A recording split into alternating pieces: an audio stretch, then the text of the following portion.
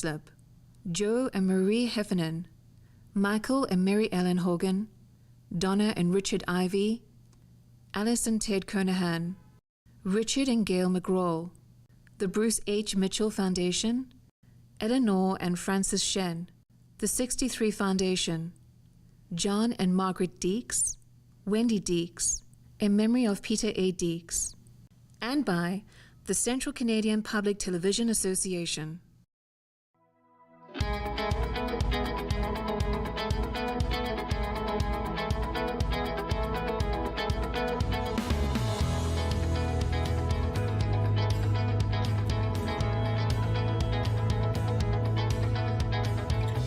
Hello, and welcome to the first episode of Season 2 of Canada Files.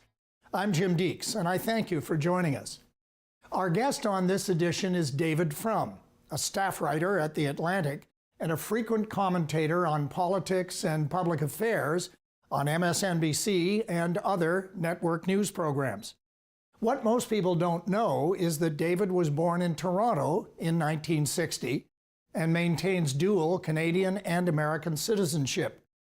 David has built a respected reputation as a conservative thinker, columnist, and author of 10 books, including Trumpocracy in 2018 and Trumpocalypse in 2020, both strongly critical of Donald Trump and his presidency. We've recorded this interview a few days after Trump's departure from the White House. David Frum, welcome. We will get into the presidency and the legacy of Donald Trump in a few moments, but one of the purposes of Canada Files is to examine the lives of prominent Canadians, amongst whom, even with your focus on American politics, you certainly qualify. So tell us at the outset, how did conservative thinking and right-wing politics become your passion? Well, I grew up in the 1970s, a time of inflation, a time of seeming social disarray, a time when the predominantly liberal and social democratic ideas of the post-war period seemed to be not working anymore. And so a lot of young people of my cohort went looking for new kinds of ideas to say, how do we restore a working economy, a working society? So I was one of those who joined that turn toward the ideas of Ronald Reagan and Margaret Thatcher, and was influenced very much by what was in the air in my time. You grew up in a very comfortable Toronto home. Your father was a very successful property developer, and your mother, as most Canadians will remember, was probably the most famous and most respected broadcast journalist in the country a generation ago. But knowing Barbara Frum, as I did a bit, I would have said that she was one of the most scrupulously unbiased journalists, and I would think a political centrist. I'm wondering if either of your parents tried to influence your outlook on politics and public affairs when you were younger. Oh, my parents had enormous influence over my outlook, and I think really a definitional one. But you have to, I'll speak for a moment, in a moment about my father, but the thing to understand about my mother, the experience of talking to Barbara Frum was disorienting in that you could never predict in advance how she would approach things. I mean, she had the finest, purest reasoning mind. Barbara and Murray did have different views, or at least, especially when I was younger. In 1980, we had, I think, quite different views. I think I had some influence on them over time, but they certainly have influence on me. And to this day, you know, I hold them up as checks on my thinking. And I do ask myself all the time, what would they have believed about this or that question? But with my dad, I can be more sure what he would say. With Barbara, you can never know. Well, with that family dynamic, you graduated from high school in Toronto, and then you went to Yale and studied history, and then went on to get a law degree from Harvard, no less.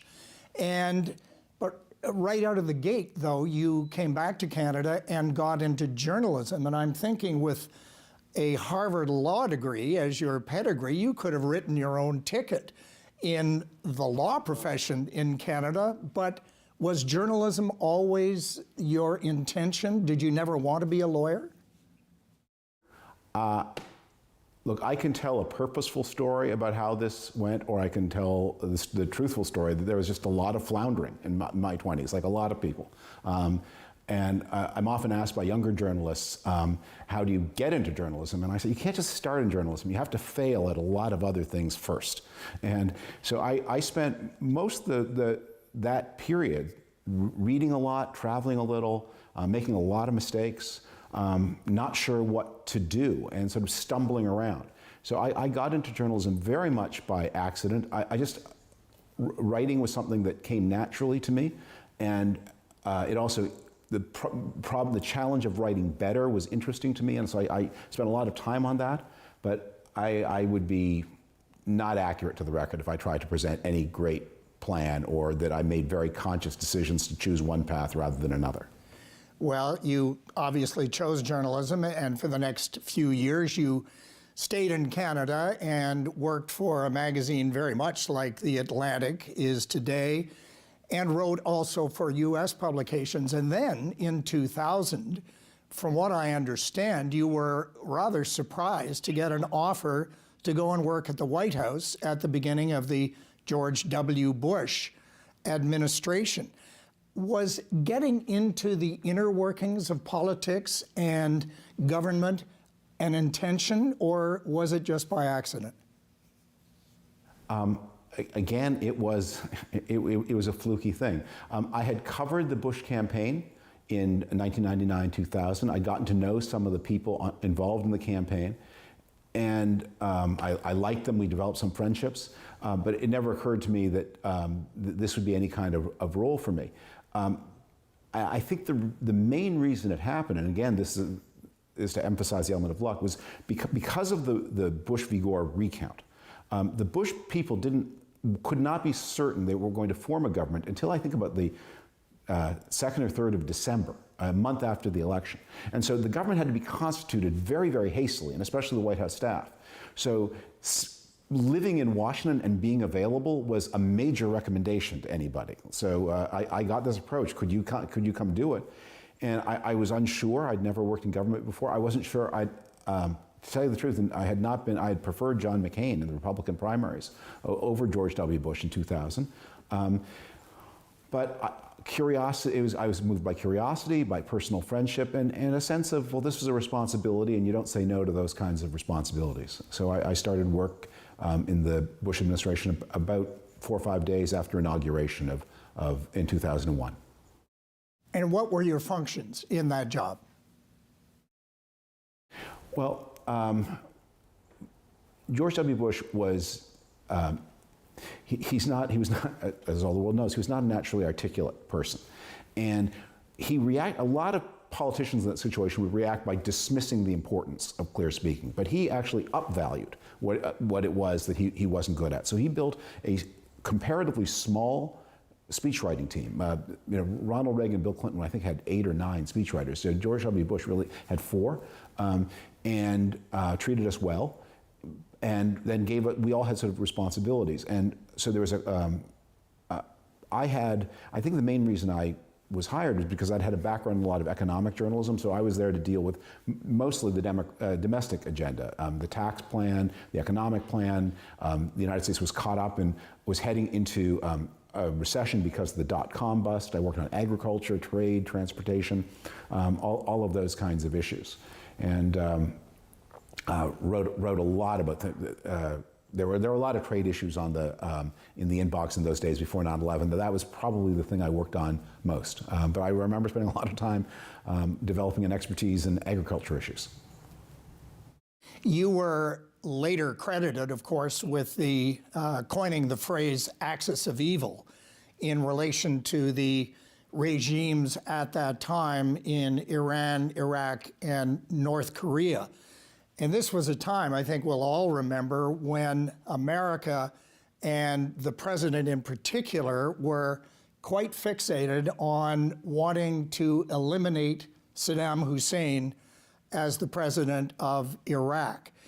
Looking back on that now, was that fixation and that paranoia about those countries in the Middle East justified? I completely shared that at the time. I mean, the premise of it was 9/11 was one of the worst failures in the history of American government. The information was all there to be known.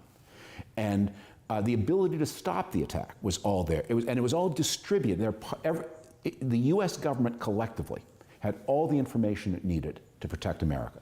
But the connections were not made. So the CIA didn't share with the FBI didn't share with the CIA. Warnings were not taken seriously enough, partly because some of the people making the warnings were left over from the Clinton administration, and there's always a kind of prejudice in a new administration against paying attention.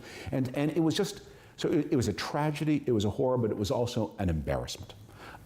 And afterwards, there was a strong feeling that the United States and the Bush administration must never be embarrassed in this way again. And so, having been too lax, it was not going to repeat that mistake. Next time, it was going to be ultra vigilant. And so, we made the opposite mistake. So whereas we had not been ready enough and active enough in assessing the Al-Qaeda threat, we as an administration became then too forward-leaning, too ready to believe the worst.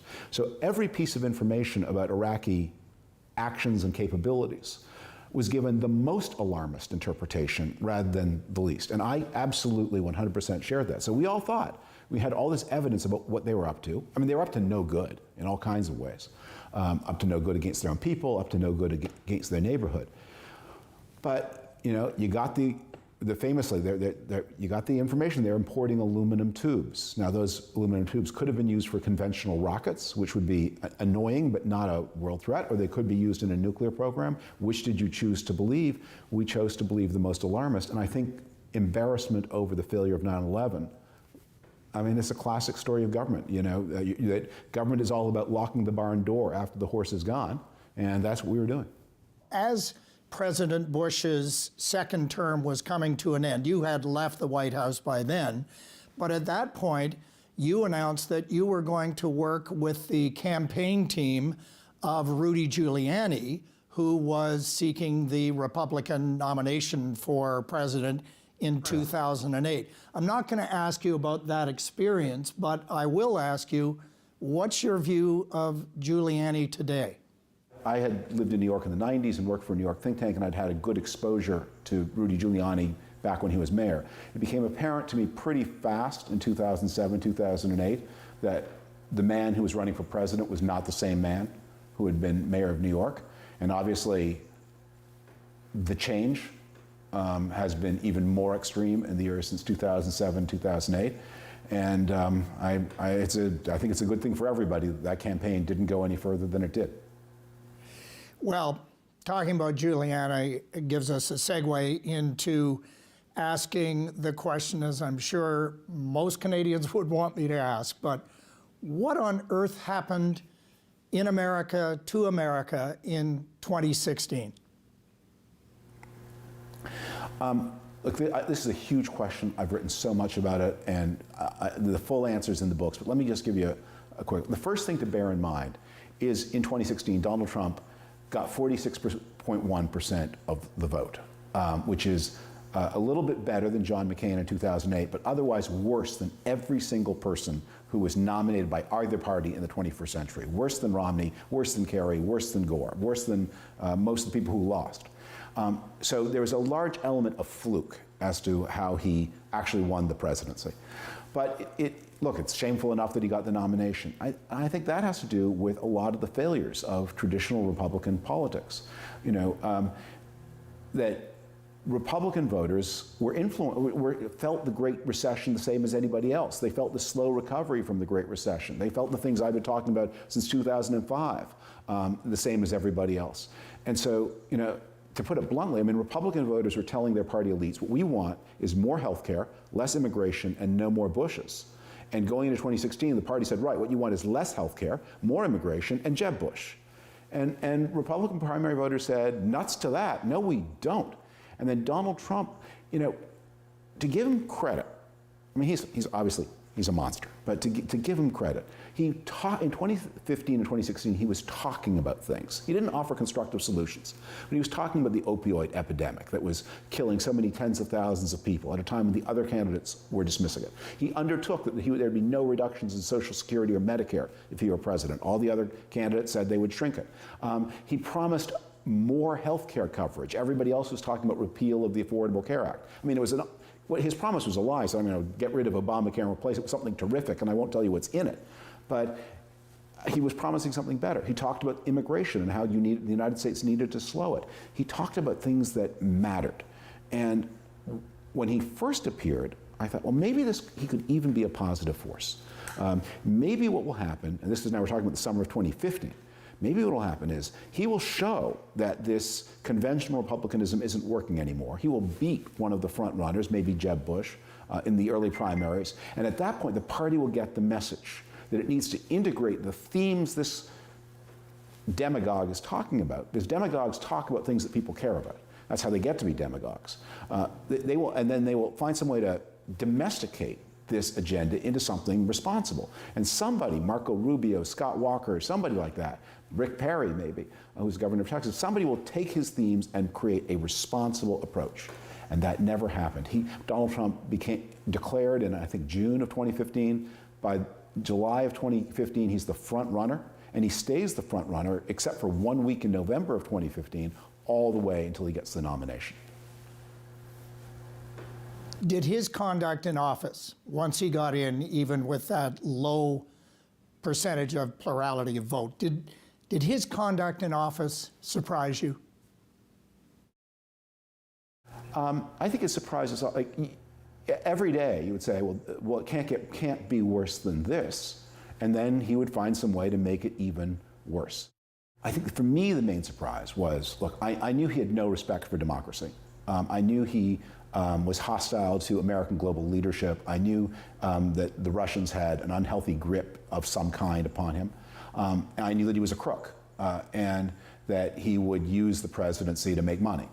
I think I underestimated the degree to which he was psychologically damaged. In fact, even by his own crook ambitions, he could have been a more successful crook if he had had a little bit more self-control. And that self-control in office, it degenerated.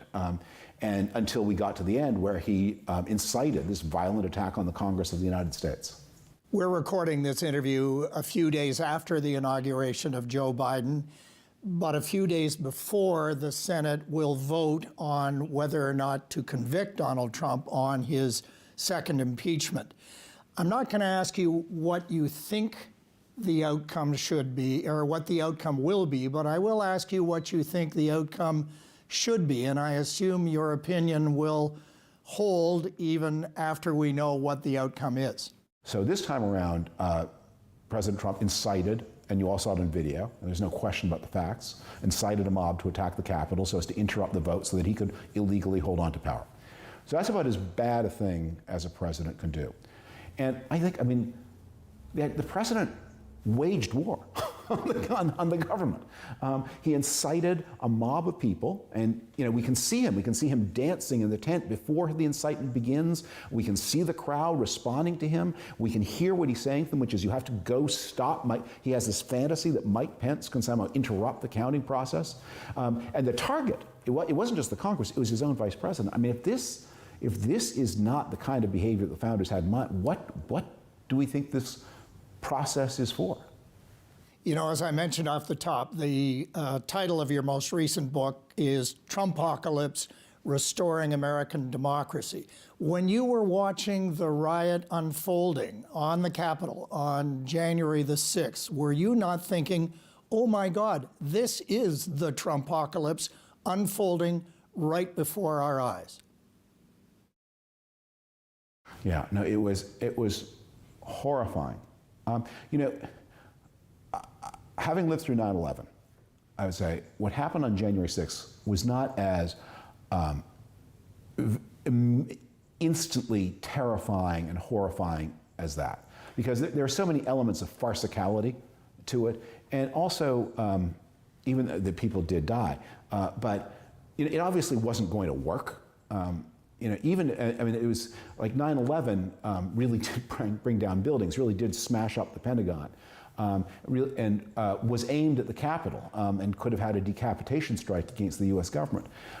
If the Donald Trump plan had succeeded, Joe Biden would still be sworn in on January 20th. It was a stupid plan. I mean, it could have done a lot of damage. And they could have, executed people on live stream TV. They could have put a gun to Mike Pence's head and made him recite the magic formula that they foolishly imagined would change the outcome, but it wouldn't. Joe Biden would still be president. The vote had been certified. Inauguration would happen on January the 20th. But that same sense of wrongness and shame and anger, the symbolic attacks, this is the thing terrorists understand. There's a big difference between a fire that burns down a building and a terrorist attack that brings down a building. We grieve accidents, but we fear these kinds of political attacks, and that's what Donald Trump incited.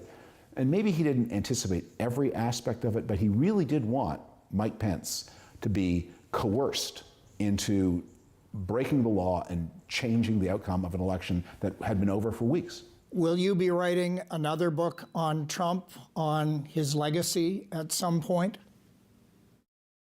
I desperately hope not.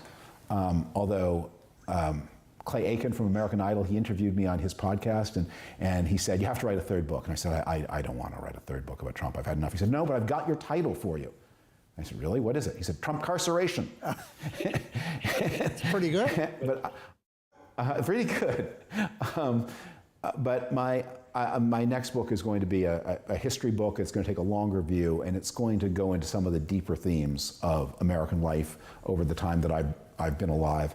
And I really am hoping that having got through these shocking events and this deeply troubling 4 years, that American politics is going to find its footing again. It's not going to be easy. It's not going to happen automatically. Both at home, the mistrust zone at home and the damage to America's leadership in the world, those are not going to be instantly overcome. But it is something that with goodwill and hard work, there's a lot of progress that can be made, and I hope it will be made. Let me ask a question from the Canadian perspective about Trump. He obviously was not a great friend of Canada. He didn't make many friends here during his 4 years. From your vantage point, did he affect U.S.-Canada relations irrevocably? Well, irrevocable is a big word over a long time. And in the end, because Canada and the United States must get along, they will get along. What he did was he did introduce a question mark over future behavior. And he did something else that will have, I think, long-term consequences, maybe not irrevocable, but long-term, which is Canadians and Americans are interested not just in their bilateral relationship with each other, but with their relationship to the external world. I mean, Canada needs from the United States not only open trade between Canada and the United States, it needs the United States to open trade with the rest of the world. So Donald Trump damaged America's relationship with so much of the world and did so much havoc to the world trading system. That's the part that is going, even if the bilateral piece is healed relatively easily. I mean, the two countries are so intimate, they will, the relationships are deep and the friendships are deep and the relationship will be rebuilt.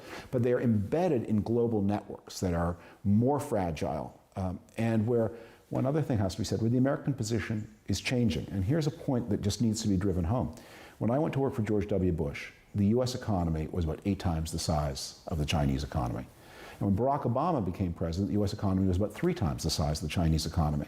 The two economies are now near peers. China's maybe a little smaller, but catching up fast. And probably by 2030, China will be bigger if it's not already bigger.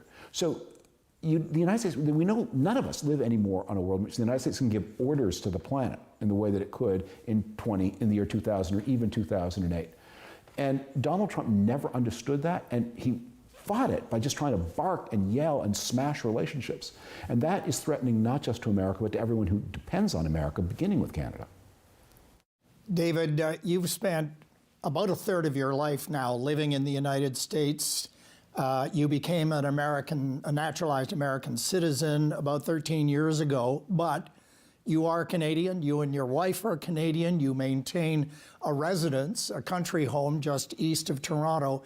So I want to ask you, assuming you still feel very much Canadian, what does the phrase being Canadian mean to you, and has it helped you or hindered you at all in your career? There's a part of me that looks from the outside, and that's a bad thing for anybody who wants to be in government, but it's a good thing for a writer. And I think, so many of us in my generation, we grew up watching SCTV, and the whole joke of SCTV was that you were in Toronto watching a badly transmitted TV from Buffalo. And I think that's the reason why so many comedians come from Canada, there's something, just that experience of watching that TV from across the lake and having that slightly distant point of view. I think it's just a tremendous spur. I've written my books mostly in Canada. There's this place we go to in Prince Edward County. My wife and I, we've been going there for now 30 years. Our children all spent their summers there.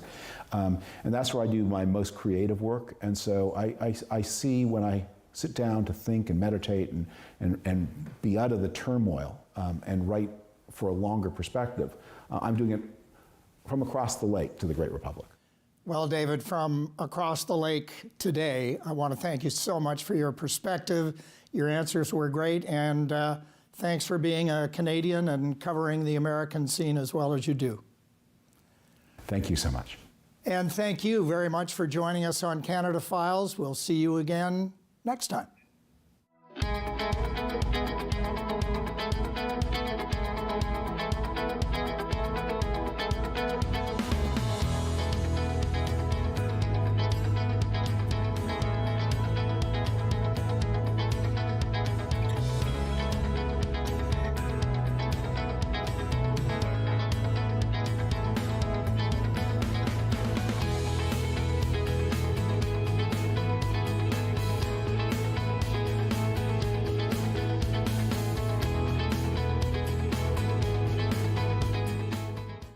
The preceding program was made possible through the generous support of the North Pine Foundation, as well as the following donors: the Browning Watt Foundation, Nona MacDonald Heaslip, Joe and Marie Heffernan, Michael and Mary Ellen Hogan, Donna and Richard Ivy, Alice and Ted Kernahan, Richard and Gail McGraw, the Bruce H. Mitchell Foundation, Eleanor and Francis Shen, the 63 Foundation, John and Margaret Deeks, Wendy Deeks, in memory of Peter A. Deeks, and by the Central Canadian Public Television Association.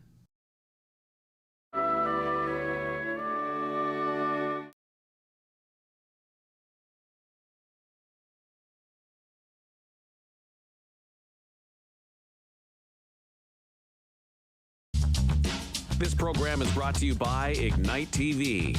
Now you're in command. Visit Rogers.com for more details.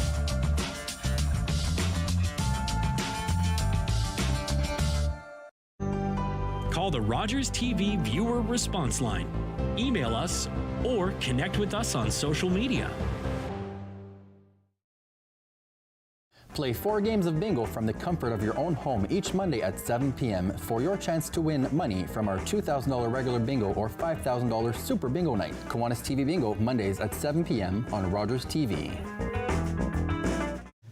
On Monday's Daytime Ottawa, Executive Chef Christian Pritchard joins us in studio. He's got some great food and drink ideas for your holiday entertaining. As well, Amber Mack joins us on the show, a wonderful entrepreneur and so tech savvy. She's going to show us some of the latest tech gadgets for your kids and teens. And TSC, the shopping choice, will join us on the show for their must-have gifts for the holiday season. It was our 35th anniversary. To celebrate, we were on our way to Mama Rosie's, where we had our first date. That's when we heard coming from the radio. So we stopped and listened. It helped us get to safety. So when I think of our anniversary, because now we have even more to celebrate.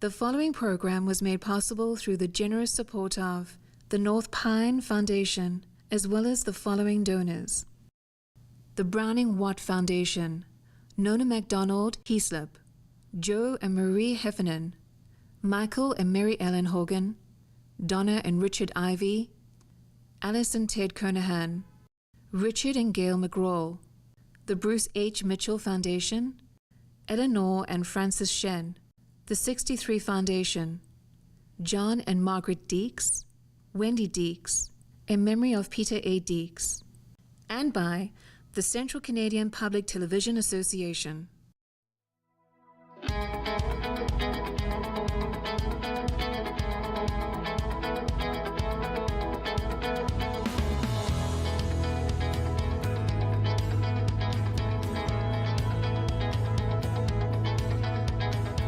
Hello, everyone, and thanks for tuning in to another edition of Canada Files.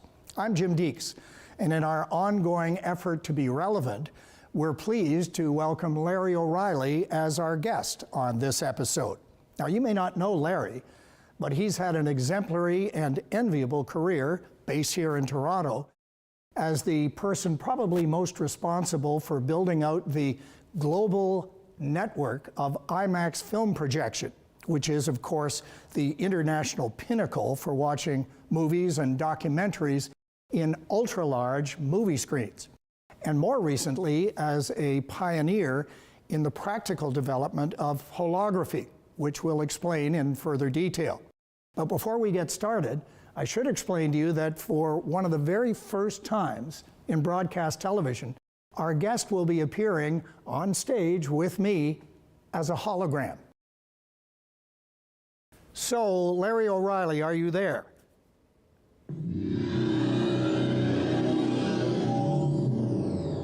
Yes, you are there, my goodness. So what do you actually say to a hologram? Welcome to the set, can I get you a coffee? What do you say? You say what, well, you say what you normally would say, because you should feel like I'm right there next to you, even though I'm not. Well, let's just be clear. I can see you, of course, and so can our audience, but can you see me from where you are? Absolutely. So I can see you're wearing a lovely vest and a blue shirt and a great check jacket. Well, thank you so much. I can see you, but you are in a different part of the building. You're coming across about as clearly as you possibly could. Could you also be in London or Singapore or Buenos Aires? Absolutely. In fact, I have days where I take a couple of meetings in London, and then I beam into New York and do a few meetings in New York, and then I beam into Los Angeles, maybe do a meeting or two there, and I might finish my day in either Hong Kong or Singapore. I've not even left Toronto. That's fascinating. We'll discuss the science and the applications of holography in a moment, but I want to actually go back to an earlier part of your career when you were with IMAX. I'm just wondering if you always wanted to be in the technology business, particularly as it relates to film and projection, rear screen or otherwise. Was that a career that you wanted to get into? Actually, I really hadn't thought about it. I came into IMAX slightly by accident. I was a fan of movies, and I was contemplating a career change, and I was thinking maybe movies, maybe sports, maybe something in entertainment. And my wife and I were down at Ontario Place watching Rolling Stones at the Max, and it absolutely blew my mind. I felt like I was on stage with Keith and Mick and the band, and I turned to my wife and I said, I've got to work for this company. And 6 months later, I was. Well, you know, for those of us in our audience who aren't aware of IMAX, it's actually a technology that is quite complicated, but it's very different from what we would all know as vertical film projection. No point in going into the minutiae of what it involves, but as a technology, it was invented in Canada in 1967. It was introduced at the Seattle World's Fair in 1970. The first IMAX single-purpose theater was introduced in Toronto in 1971. Today, as I understand it, there are more than 1,500 IMAX theaters in 80 countries. What was your role in helping to build out that whole footprint? Well, my role in building up the footprint really was as president of worldwide sales, but when I joined IMAX, I actually started in the film group. So I was distributing Rolling Stones at the Max and Titanica and a couple of other titles that we had at the time. But we had a business issue, and the business issue was we had a consumer experience that people absolutely loved, but the business model was broken. And so we had to come up with a plan B. And the plan B was, at the time, the only place you could see 3D in a theater was at an IMAX theater. A couple of locations, one in Montreal and one in Galveston, Texas. And so we decided we would try to commercialize 3D. And I was part of the team that came up with a plan to try to convince the cinema owners that as they were building out these new things called multiplexes, that the anchor should be an IMAX theater. And we would work with the Hollywood studios to develop some technologies where we could take their very biggest blockbusters and enhance them specifically to take advantage of the picture and sound of an IMAX auditorium. And it worked. And me and my team went from 70 theaters when I joined to over 1,400 theaters when I left. You know, there's no question that anybody who's seen an IMAX film is blown away with the experience. But one wonders, what was the whole point? I mean, it's not as if film projection was this tiny little technology that was so restricted. I mean, way before IMAX, you had Cinerama and you had Todd-AO.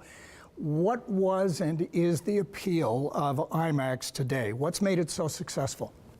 Well, the biggest thing is if your entire field of view is taken up with an image, which is of extremely high quality, and you're also fully immersed in the sound, also at a really high quality, this experience is telling your brain that what you're seeing and hearing is real.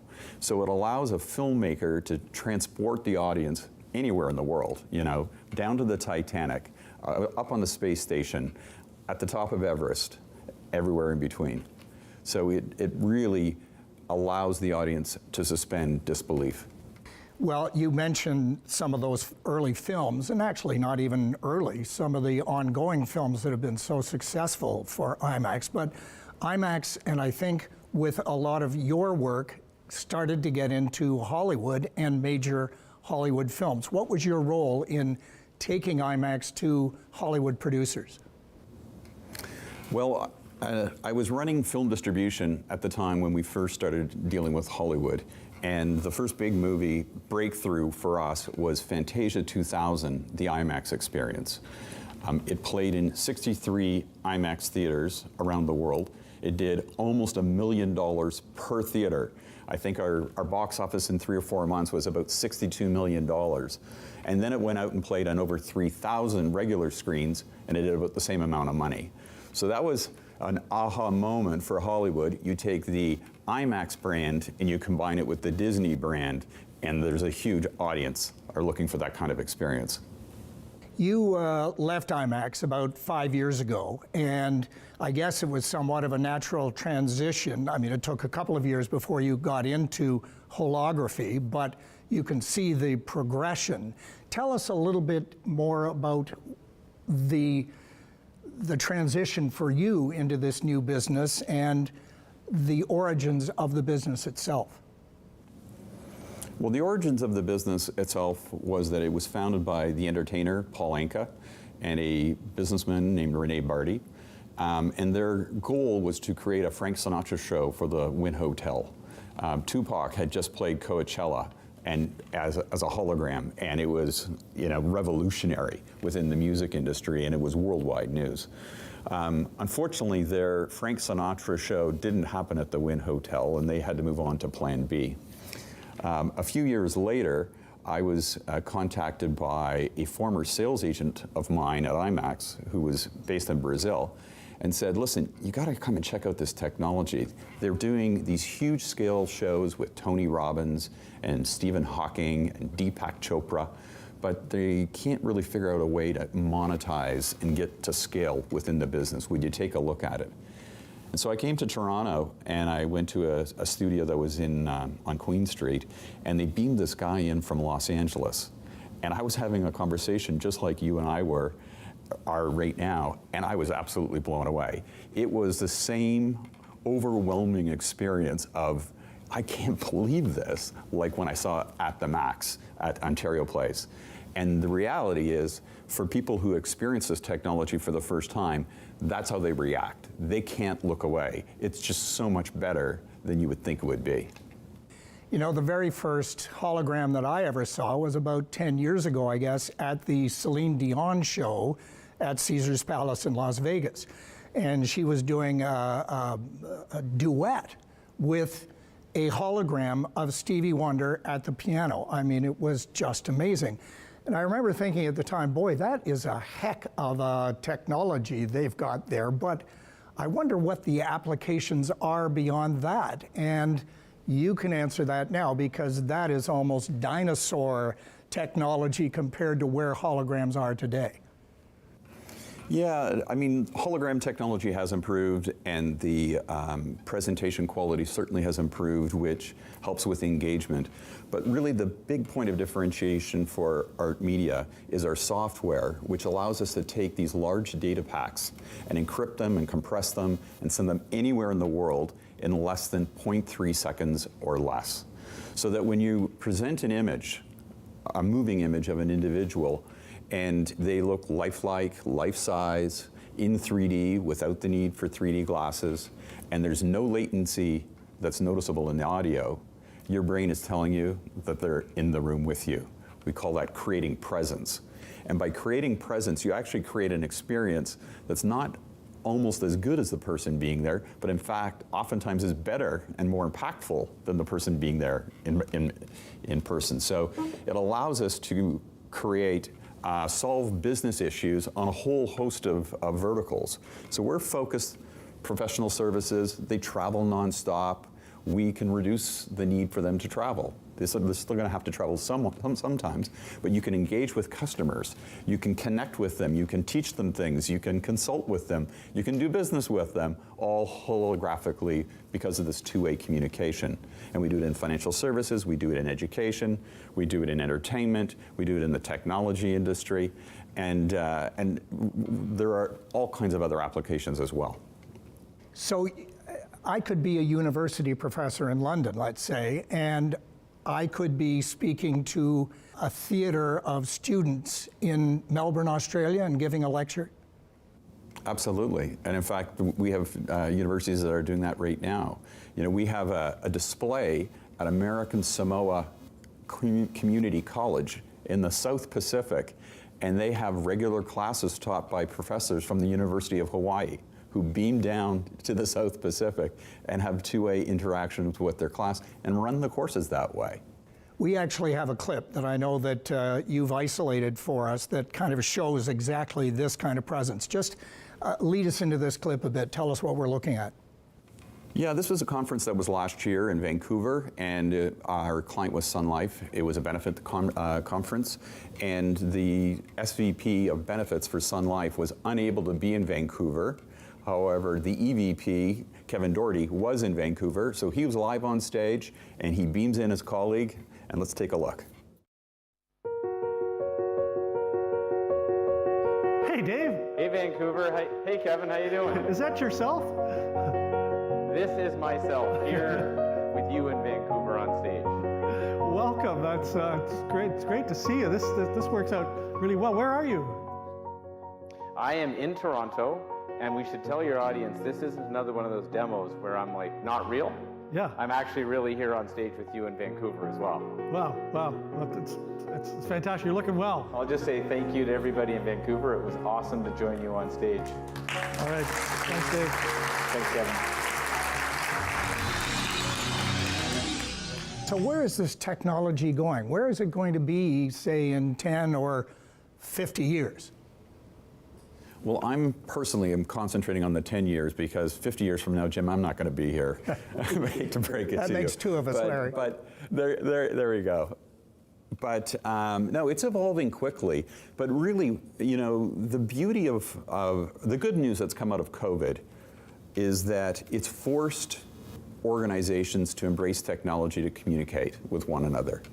And they don't necessarily have to get on a plane to have a meeting, an internal meeting within an organization, or break bread with the client 6 times a year. Well, maybe you break bread with that client once a year, but instead of talking to him 6 times a year, you can talk to him very effectively every day if you want to, or every week or whatnot, in a very impactful way.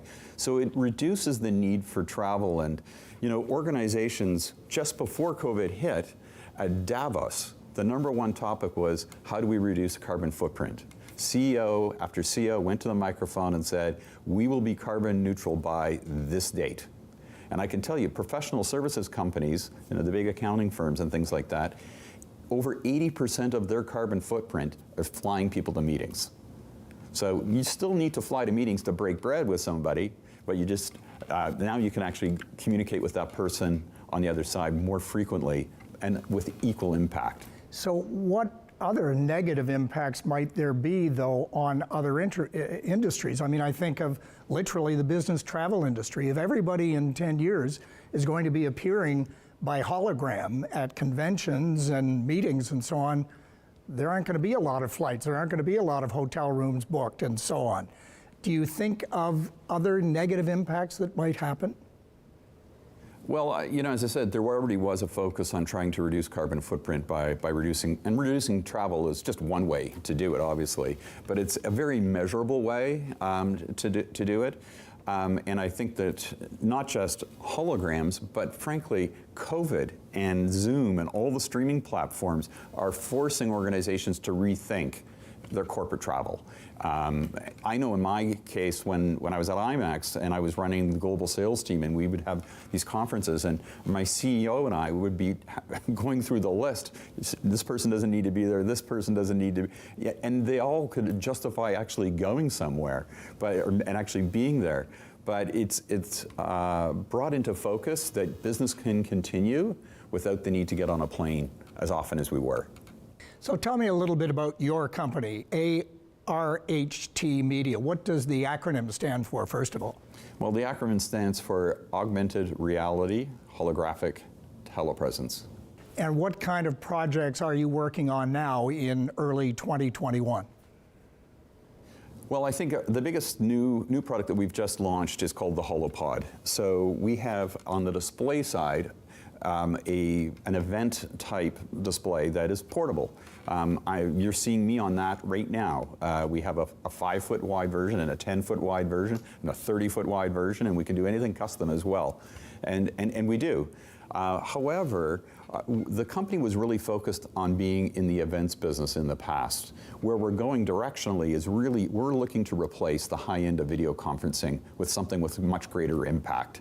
And we can do so at a very cost-effective way of doing it by having permanent installations.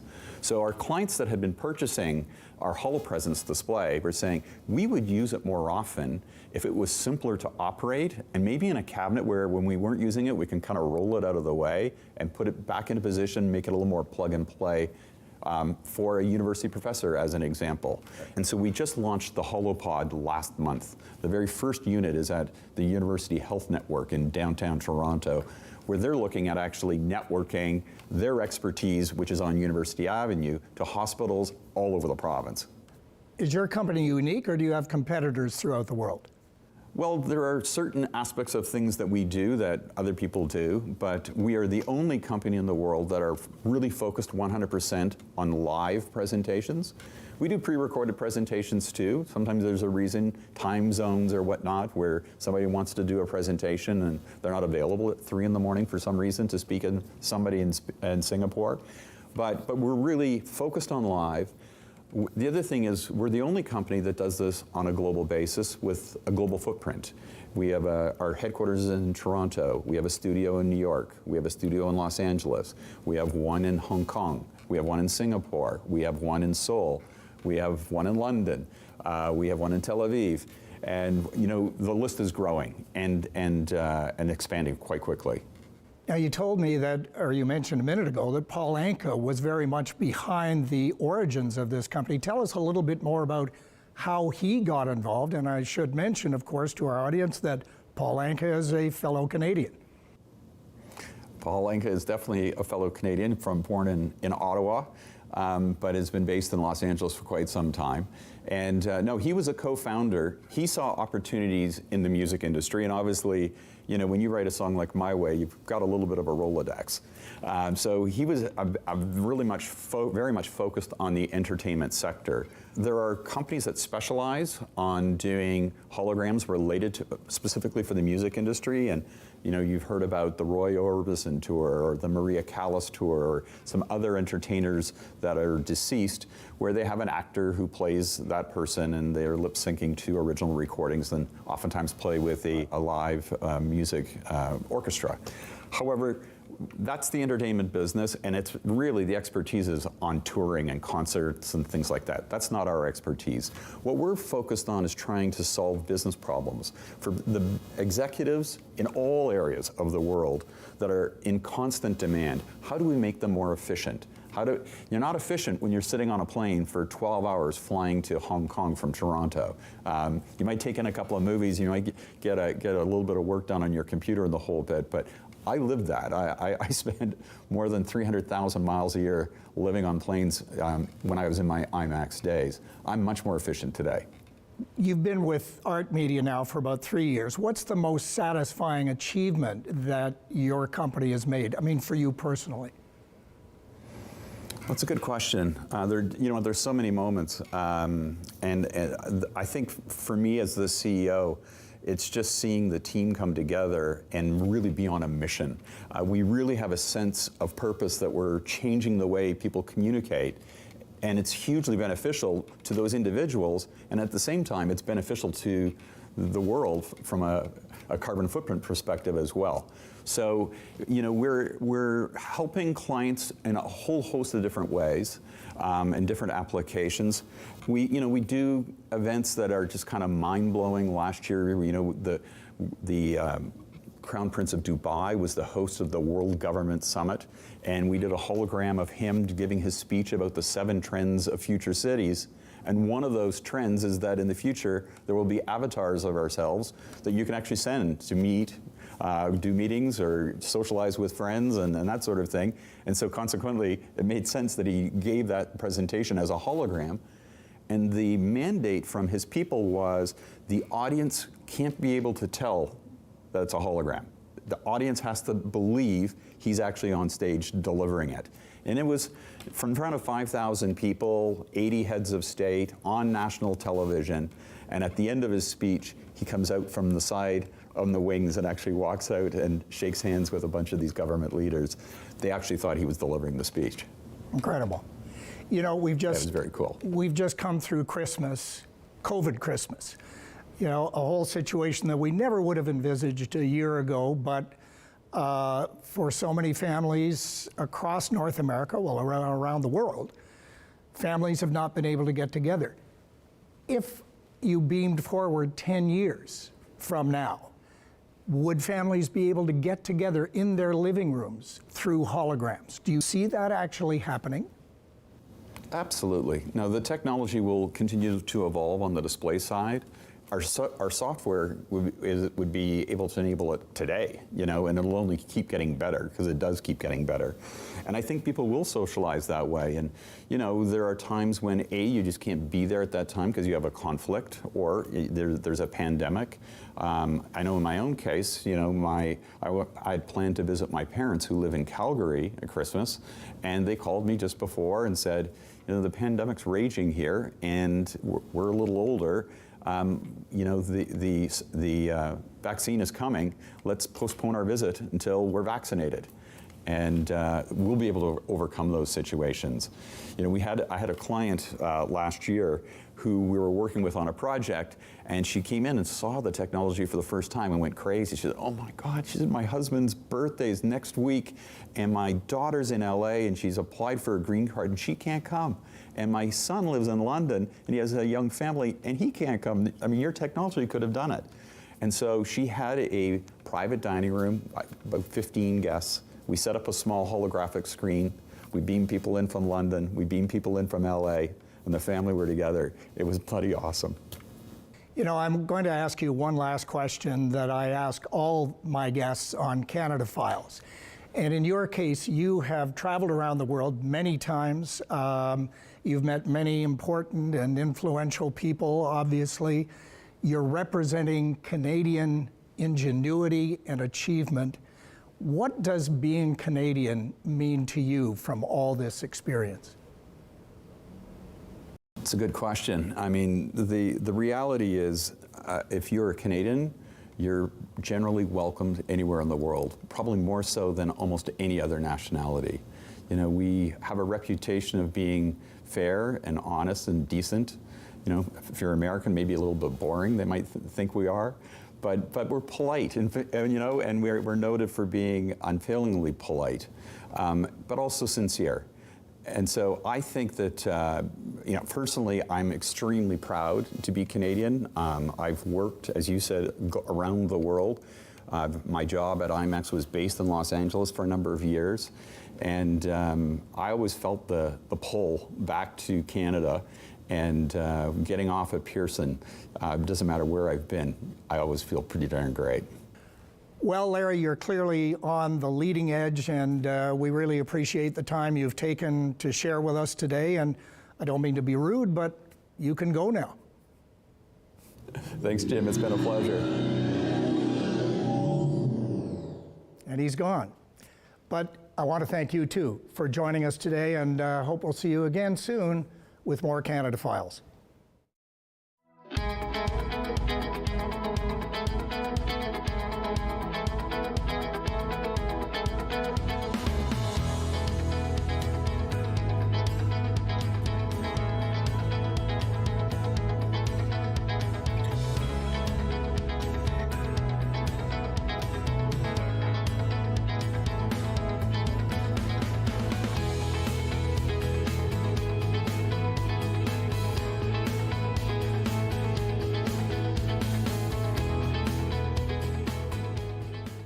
The preceding program was made possible through the generous support of the North Pine Foundation, as well as the following donors: the Browning Watt Foundation, Nona MacDonald Heaslip, Joe and Marie Heffernan, Michael and Mary Ellen Hogan, Donna and Richard Ivy, Alice and Ted Kernahan, Richard and Gail McGraw, the Bruce H. Mitchell Foundation, Eleanor and Francis Shen, the 63 Foundation, John and Margaret Deeks, Wendy Deeks, in memory of Peter A. Deeks, and by the Central Canadian Public Television Association.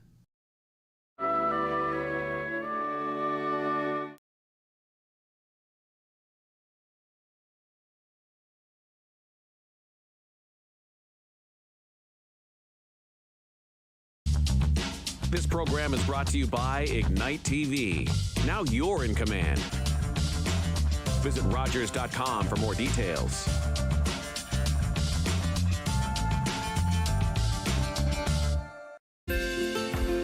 Call the Rogers TV Viewer Response Line. Email us or connect with us on social media.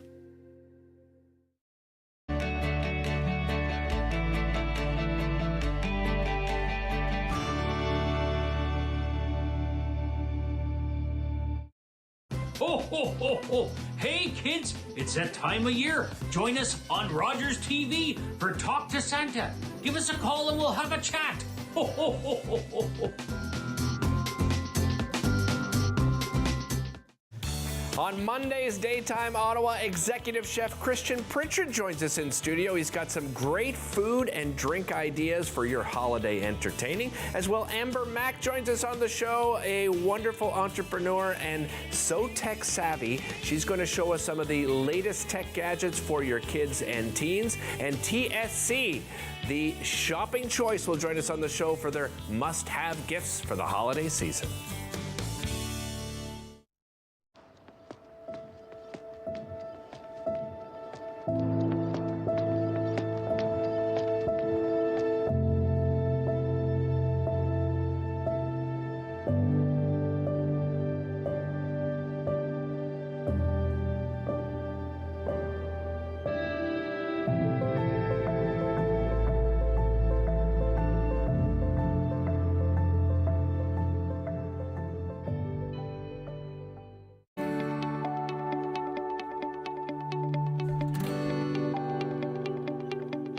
This is Rogers TV Ottawa. The following program was made possible through the generous support of the North Pine Foundation, as well as the following donors: the Browning Watt Foundation, Nona MacDonald Heaslip, Joe and Marie Heffernan, Michael and Mary Ellen Hogan, Donna and Richard Ivy, Alice and Ted Kernahan, Richard and Gail McGraw, the Bruce H. Mitchell Foundation, Eleanor and Francis Shen, the 63 Foundation, John and Margaret Deeks, Wendy Deeks, in memory of Peter A. Deeks, and by the Central Canadian Public Television Association.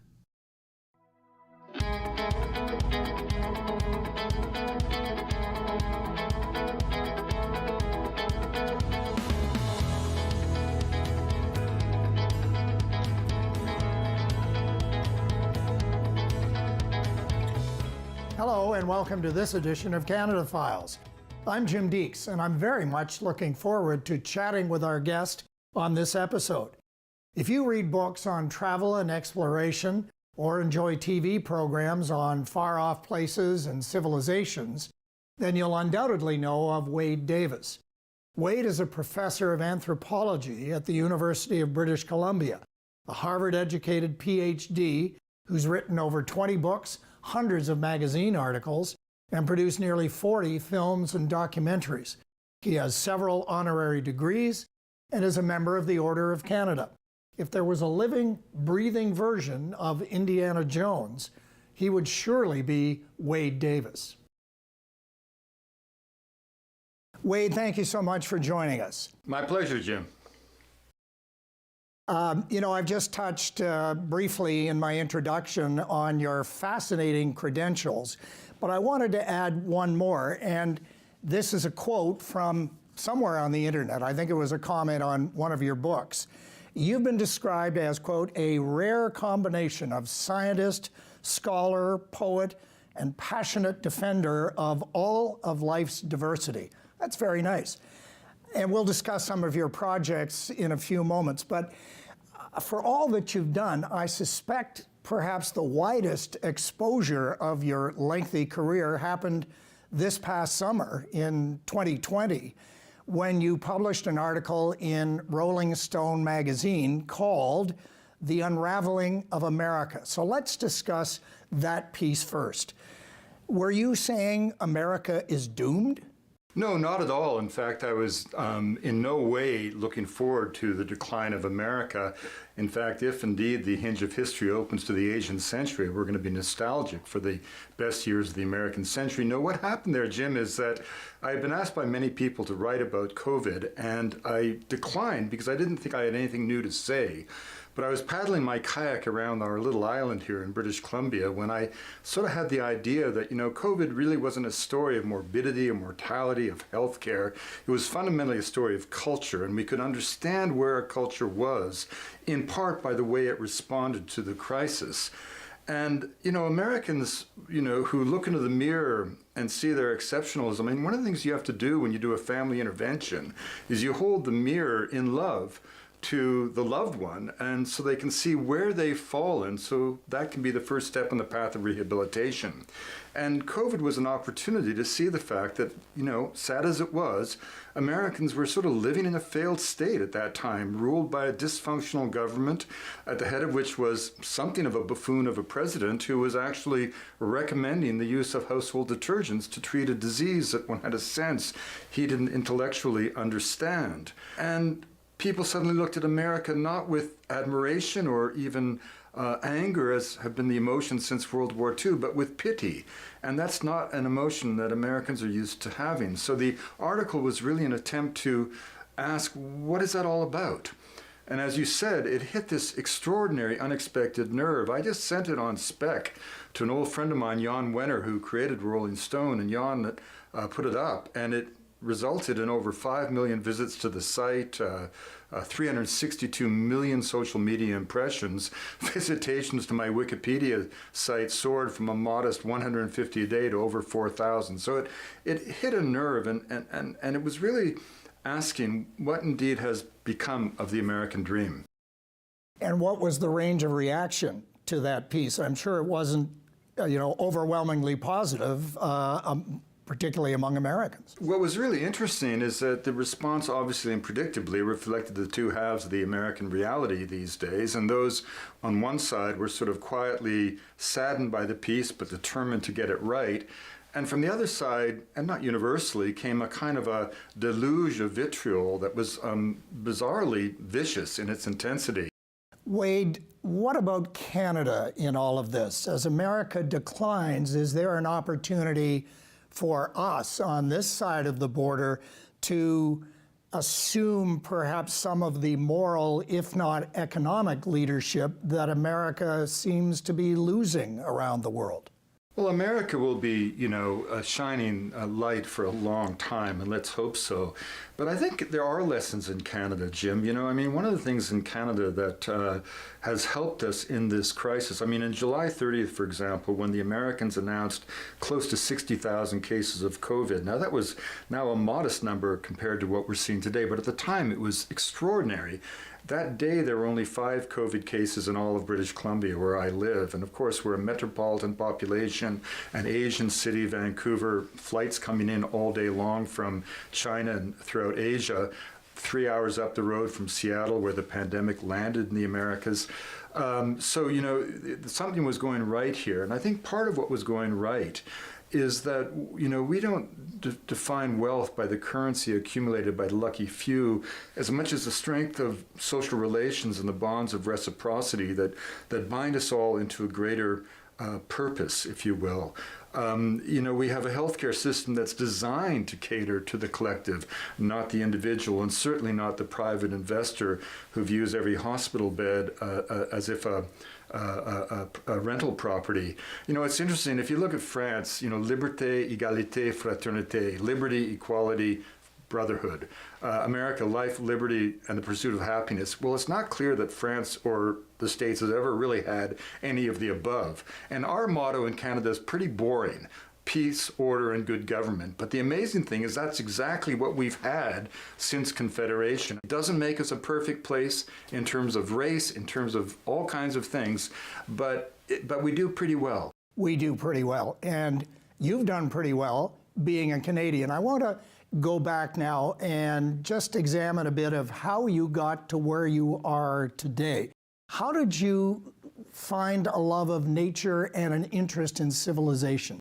I grew up in Montreal, Jim, at a time of the two solitudes, and I lived in a English community that was clumped like a carbuncle in the back of an old Francophone village. And my mom would send me to the corner store to get cigarettes or milk, and I would sit there at the age of 5 and 6, and across that boulevard was another language, another religion, another way of life. And I couldn't understand why I wasn't allowed to cross that road. And of course, not from my parents, but from my society. And of course, eventually I crossed that road, and I've been crossing that road as an anthropologist all of my life. I'd say to young people, Jim, life is not linear, it's serendipitous. I was in a fire camp at 15. And the fire camps then were filled with these American draft dodgers from Vietnam. We were these obedient Canadian lads, and they were irreverent in a way that was just irresistible.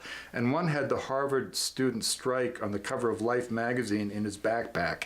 In a kind of raw, atavistic way, I said, that's got to be the college to go to be cool like these Americans. And so I applied, having no idea where it was. I got in. My parents didn't have the money to send me down to Boston. I arrived at Logan Airport with a big trunk full of everything I owned, and no idea where Harvard was. And I saw an African American with a Harvard t-shirt, but he didn't know either. So I dragged my trunk through the subway station because my family didn't take taxis. And I got to Harvard Square, and this crazy Harvard Square in 1970. And then I realized my mom had made a mistake. I was 10 days early. The dorms weren't open. I did not have a penny in my pocket. And so I dragged my trunk through the streets of Cambridge until I found a church, knocked on the door. A pastor opened who had become a great friend of mine, and he put me up for a week. And that, Jim, is the moment I fell in love with the American people. Well, you did pretty well at Harvard, and you actually met some big success early on with the publication of a book about zombies in Haiti, of all things, called The Serpent and the Rainbow. It sounds like a novel, but it was anything but a novel. Tell us a little bit about the premise of that book and how it was received at that time. I'd never written anything but scientific papers. Simon & Schuster rejected the first couple of chapters, so then I disappeared to a friend's farm in Virginia. I'd come back from Haiti with both malaria and hepatitis without even knowing I was sick. She nursed me back to well-being, and then in 7 months I wrote my first book, The Serpent and the Rainbow, which I guess you'd have to say is the only PhD thesis I know that was made into a Hollywood film. Well, it was a major success, and you've written over 20 books since that time. Your latest book, which has received very positive reviews, is called Magdalena, River of Dreams, A Story of Colombia, about a river, a people, and a country that you hold very, very close to your heart. I'm wondering, for someone who has literally traveled to all four corners of the earth, why Colombia in particular? Magdalena is an attempt to tell the truth about Colombia, a country that has, of course, suffered a 50-year civil war, but it's important to remember that the number of combatants on all three sides, leftist guerrillas, paramilitary forces, the army, never surpassed 200,000 in a nation of 50 million. Most Colombians have been victims of a war that would not have endured 1 week if it hadn't been for the illicit profits of cocaine. Put it in perspective, Escobar was shipping 80 tons of cocaine a month into the United States, generating $17 million a day. His accountants, Jim, budgeted $1,000 a week just to buy elastic bands to wrap the money in. In the last year of peace, before President Santos signed the peace agreements in Cartagena in 2016, the FARC, down to 6,000 cadre, mostly kids in search of a good meal, nevertheless generated $600 million through extortion and drug trafficking. Now, if you give me the Beverly Hills Boy Scouts and $600 million, I can wreak havoc in Southern California. And that's the reality. And yet, despite this, a war that has caused suffering in every single Colombian family, the country maintained democracy and civil society, greened its cities, created millions of acres of national park, sought restitution with indigenous people, and has paved the way for an economic and cultural renaissance, as now thousands of people forced to flee the country are returning, young people with skill sets acquired in every endeavor. Just think about this: 220,000 dead, 100,000 missing, 7 million internally displaced, 5 million forced to flee the country. How would we feel in America if Canada had patterns of drug consumption in barrooms and boardrooms across the country such that and laws prohibiting the drug, creating a black market, but sanctions so lax that the market flourished, such that 85 million Americans were thrown out of their homes? Well, that's what happened to Colombians. And yet, in that sense, we all owe a moment of grace for Colombia.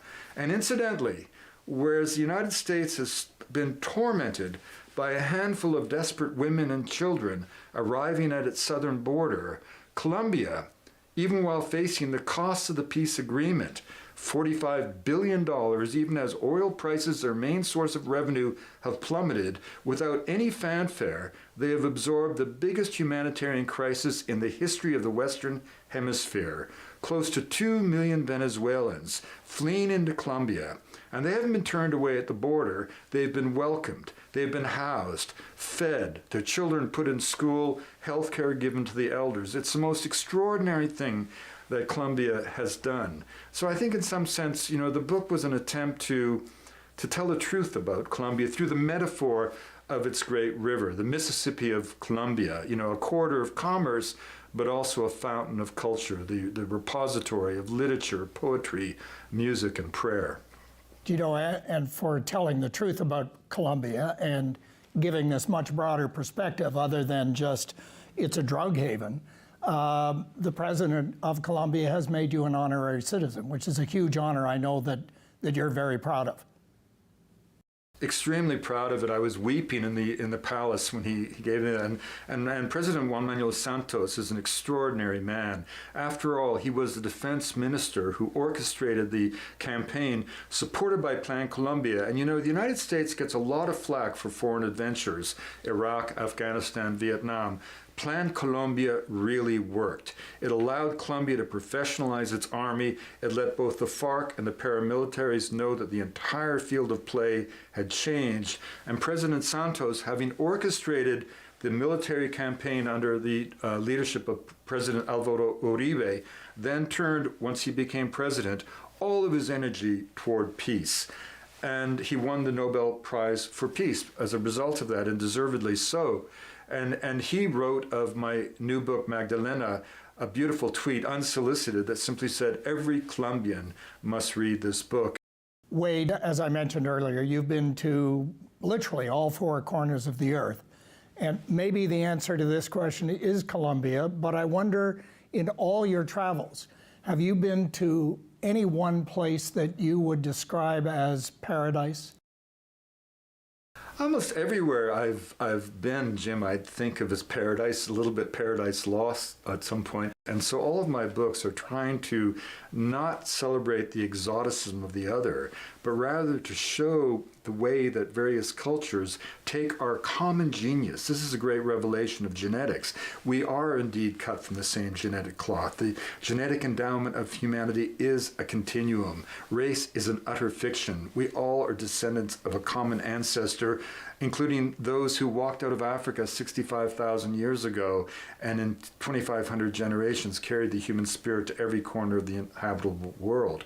But the real interesting thing is that if we accept that we're all of the same genetic dexterity, it means that we all share the same mental acuity. And how that genius is expressed is simply a matter of choice and cultural orientation. There's no such thing as a primitive people. Just on that thread, is there a civilization or a people, understanding we all came from the original DNA, but is there a civilization or a people that you've either come across personally or historically that you would say, you know, more than any other, these people really kind of figured out the meaning of life?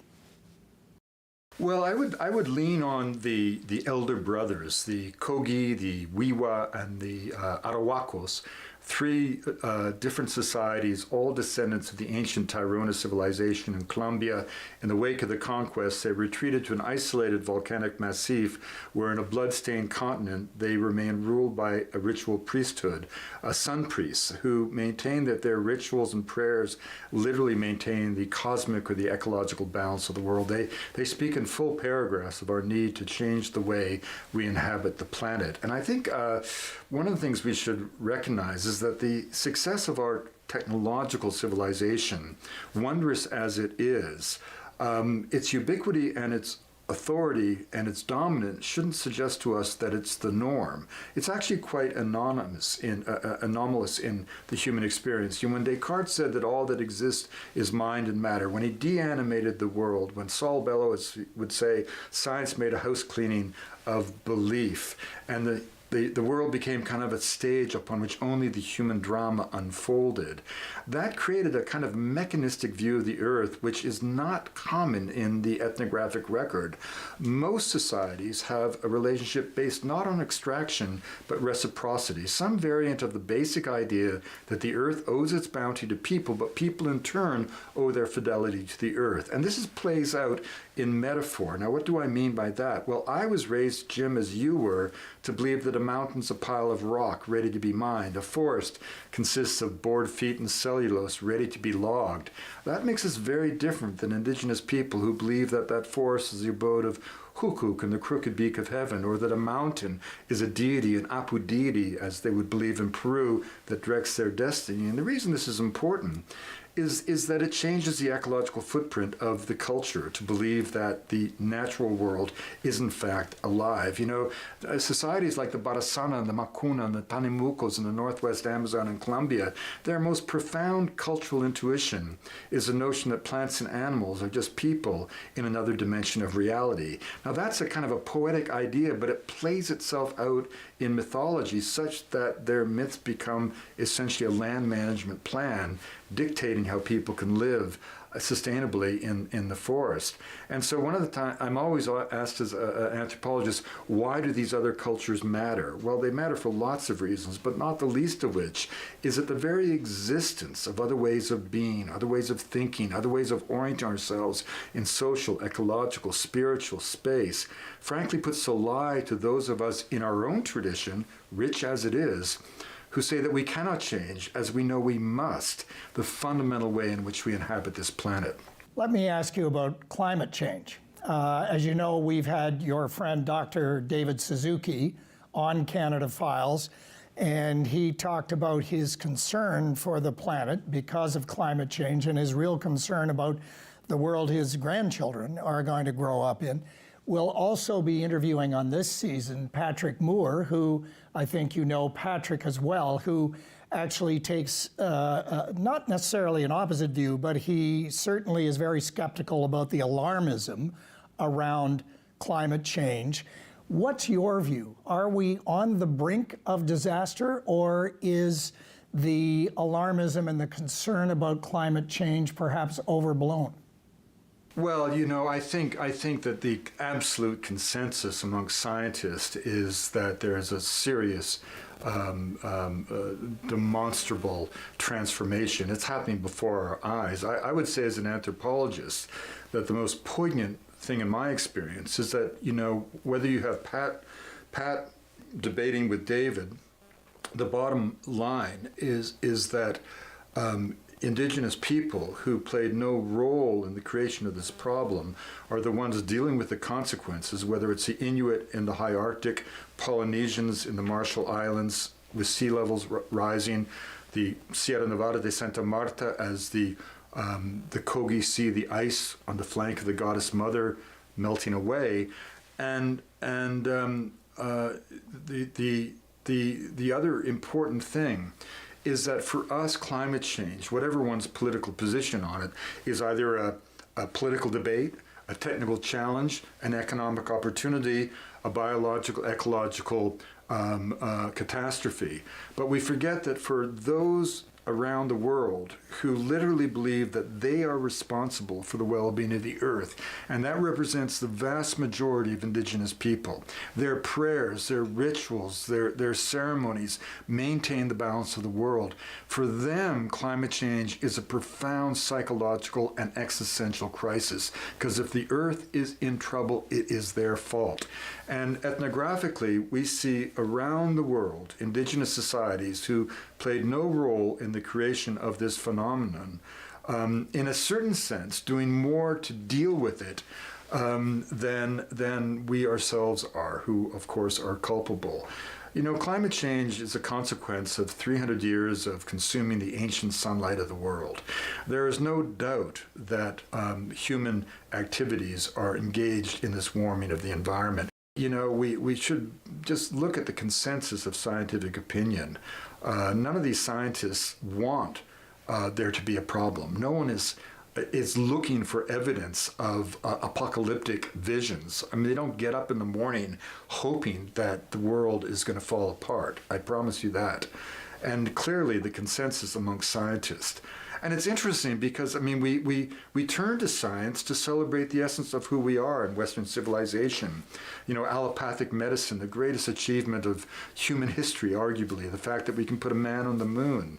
And yet when science informs us of something that's not convenient for our economic models, we turn our back on the science and in some cases try to reduce to ridicule those advocates who are warning us of the impending challenges that are being brought about by the climate crisis. Wade, you'll be approaching your 70th birthday in a couple of years. And I didn't want to necessarily make you feel badly about that fact, but I'm just wondering, do anthropologists generally retire gracefully, or would you like to breathe your last perhaps floating on a river in a kayak somewhere thousands of miles away from where you are now? You know, that's a wonderful question. I've never described myself as by a label, anthropologist, botanist. I've always thought of myself as a storyteller, and storytelling never ends. I've been really blessed to have been have opportunities of education, experience. I mean, for 13 years, I was the explorer in residence at the National Geographic. I've been able to see so much, and one of the reasons I returned to the university system as a professor was really just to try to fill the eyes of young people with wonder, to infect them with the virus of tolerance. This is really, to try to do for them what my great professors did for me, and this wonderful lineage of knowledge that, where you understand that the student is more important than the teacher in that lineage. I try to say to young people, with all the pressures that are upon them, including my own daughters, always remember that pessimism is an indulgence. Despair is an insult to the imagination. Orthodoxy is the enemy of invention. Do what's necessary. Do what you need to do, and only then ask whether it's permissible or possible. Always remember what Jim Whittaker, the first American to summit Everest, said, that if you're not living on the edge when you're young, you're taking up too much space. Well, Wade, you are definitely one of the most interesting guests we have had on Canada Files. Thank you so much for taking this time with us. Thank you so much, Jim. It's been an honor to be with you, seriously. Thank you. And thank you as well for joining us on this edition of Canada Files. We'll see you next time.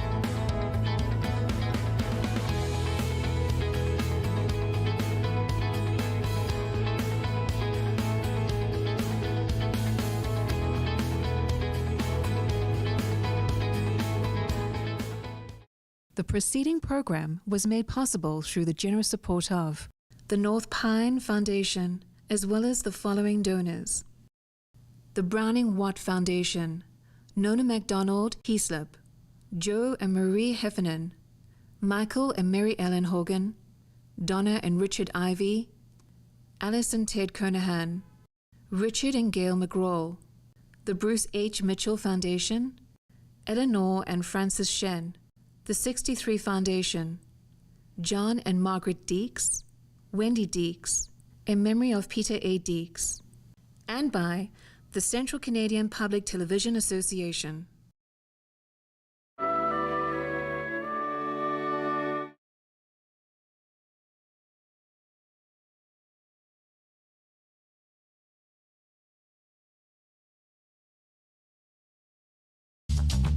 This program is brought to you by Ignite TV. Now you're in command.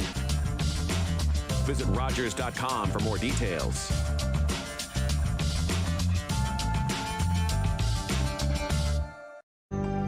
Call the Rogers TV viewer response line. Email us or connect with us on social media.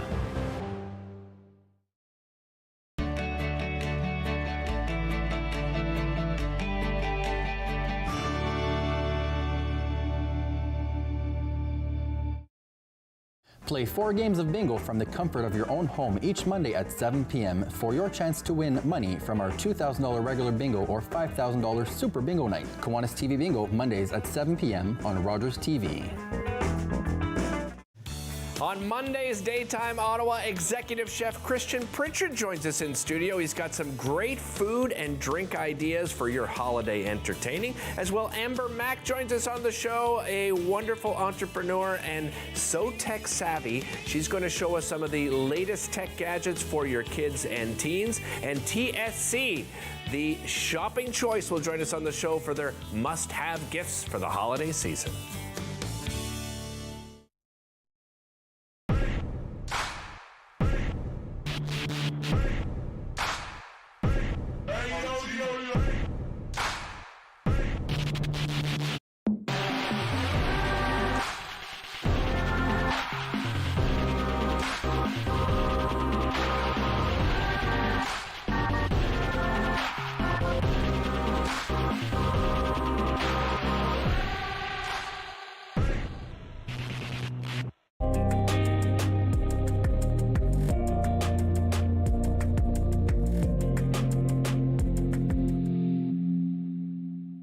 The following program was made possible through the generous support of Donna and Richard Ivey, as well as the following donors: the Browning Watt Foundation, Nona MacDonald Heaslip, Joe and Marie Heffernan, Michael and Mary Ellen Hogan, Alice and Ted Kernahan, Richard and Gail McGraw, the Bruce H. Mitchell Foundation, the North Pine Foundation, Eleanor and Francis Shen, the 63 Foundation, John and Margaret Deeks, Wendy Deeks, in memory of Peter A. Deeks, and by the Central Canadian Public Television Association.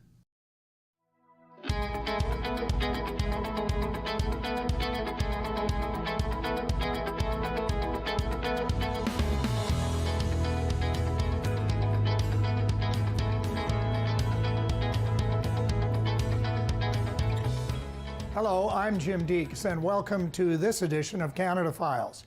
You know, we Canadians are very proud of many artists who have become famous in our country. But outside our borders, there aren't many who have become internationally renowned, despite the brilliance of their work. One artist who has achieved worldwide fame is our guest on this episode. His name is Edward Burtynsky, and as you'll see, his incredible talent comes from the art of photography, through which he's teaching all of us about the effect we're having on our planet.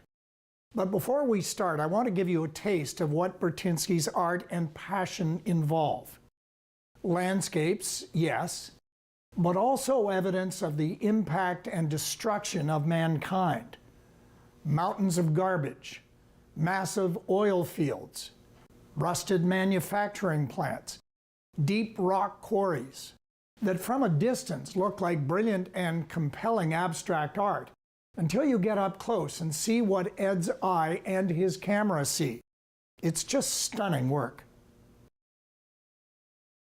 Edward Burtynsky, welcome. You are in your studio in Toronto, and we are in our studio, basically just around the corner from you, but we are separated because of, obviously, pandemic precautions. And actually, just talking about the pandemic, you know, for someone who's spent the better part of the last 40 years traveling to all four corners of the earth in search of unique scenes to photograph, I assume that the last several months of pandemic travel restrictions must have been driving you crazy. Well, Jim, I'd like to say it has, but it hasn't actually, because I've traveled so much that I think maybe half of my year is on a jet or in some foreign country, dealing with all the issues of access and et cetera. So actually having this last year pretty much, forcing me to be at home has actually been a welcome respite, and it's also forced me to kind of get back to basics and just me, the camera, going for walks, going into my truck up north and driving around and seeing what I can see and producing a body of work that way, which is it was refreshing. Just me, the camera, and time. Well, let's talk a little bit. Let's go back to basics. Let's talk about how you got to become what you are today. You were born in St. Catharines, Ontario, which is just across Lake Ontario from Toronto, where we are now, in the mid-1950s. You know, St. Catharines is a very nice town, but I'm not sure that anybody would describe it as a hotbed of artistic photography. What got the bug in you? What created the spark of interest in photography? Well, I grew up in a creative household. So my father, who was displaced by the war and came to Canada in the early 50s after the war, and he had a passion for art, painting, photography, and I got that bug from him, but he also had a real passion for the outdoors. So he loved going fishing, he loved going into the forest looking for mushrooms, which I did with him in the fall. And so I got a lot of the outdoors with him, and I got the art bug with him. And then he died when I was quite young. I was 15 when he passed away. But I carried on, and I got my first camera when I was 11, and with that camera, I was able to go around, and it's interesting, I had a 100-foot roll of film, and I had a couple of those spools, and I was able to peel off 36 exposures in the old roll of 36 and put it in a camera in black and white, and then come back home after the day, process the film. And to me, the magic was that evening I'd be able to put one of those negatives in an enlarger, blow it up to an 8x10, and just watching it appear in that orange glow of a darkroom, and then fixing it, and then the excitement of being able to make an image of a world that I was just walking around, and now it's this two-dimensional representation of that place. And I used to paint before that, and I thought, man, this is so much quicker than painting, and it's so much more fun, and I can hang out with my friends, and I can still make art. And it just was always there. It never actually in St. Catharines, you're absolutely right, Jim, it wasn't the place where one launches their career as an international photographic artist. But I did have some teachers in college there that said, hey, you have a real aptitude for making pictures. Every assignment we give you, you come back with something kind of really extraordinary. You should go to Ryerson. And that's when I crossed Lake Ontario, went to Toronto, and in 1976, started my education in photography and did a Bachelor of Arts in Photography at Ryerson University. Did you always see photography as an art form, or was your initial thinking that, this is a way that I can make a living? I always wanted it as an art form. I did make money with it. Even in the early days, I even photographed weddings for friends and things for a few bucks. And then I worked as a kind of a magazine photographer for a while, and I worked at IBM as a photographer for a while. So I did all kinds of things to put myself through, but I never wanted to have my camera for hire.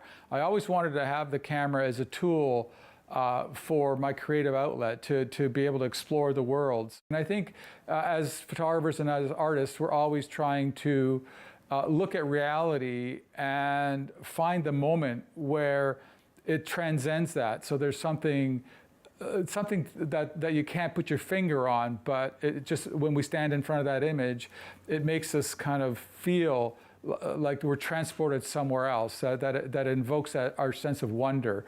And to me, that as an artist, I'm always in search of that moment when the banal becomes extraordinary.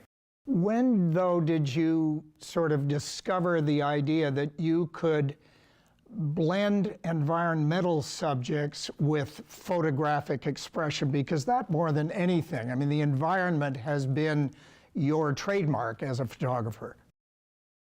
Well, it couldn't have happened if it wasn't that love of nature to begin with. So I had to really, engage, be in the forest, understand it, go fishing, to go camping. So as soon as I got my license to drive at 16, the first thing I did is I bought a canoe, and my friend had a car, and we went up north and we went camping.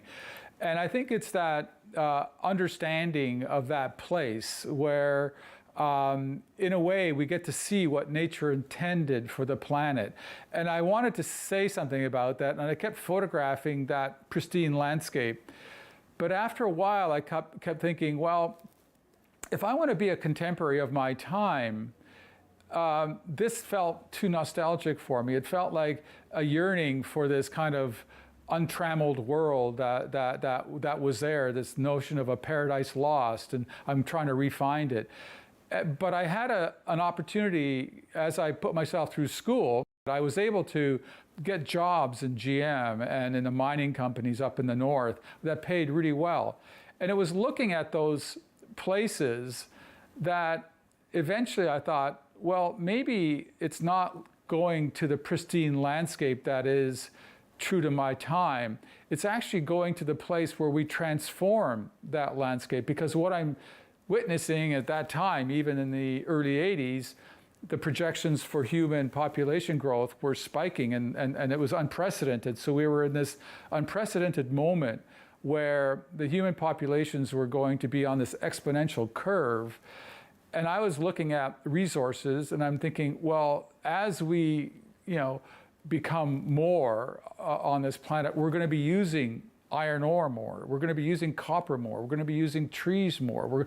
And we live in a finite planet. So even in the early 80s, I realized that by locking on to that idea and just continually trying to find a new way to express that idea, that eventually the compendium of work that would grow out of that would somehow be a portrait of how we as a species using technology have transformed the planet. So if I was trying to tell an intelligent species on another planet what we're up to, I would say, well, we've discovered technology and we have developed consciousness, and now we are using our technology to extract all the necessary things to build our metropolitan cities and to live the lives and transport us around the way we do today. So that would be the big kind of thing that I would want to tell another intelligent species about what we're up to here on the planet. But you've also shown those of us still on Earth that we are desecrating the planet to a great degree. I wanted to ask you, though, and I'm sure this is a question you get asked every time you step out the door in the morning by somebody, how do you find the photographs, the locations that you do? Because in the 40 years since the early 80s that you were just mentioning, you literally have gone to almost every corner of the Earth. You've been to some of the remotest places on the planet. How do you find these places? I mean, I assume you don't wake up in the morning and say, I think I'll go to Nigeria today and see what I can shoot.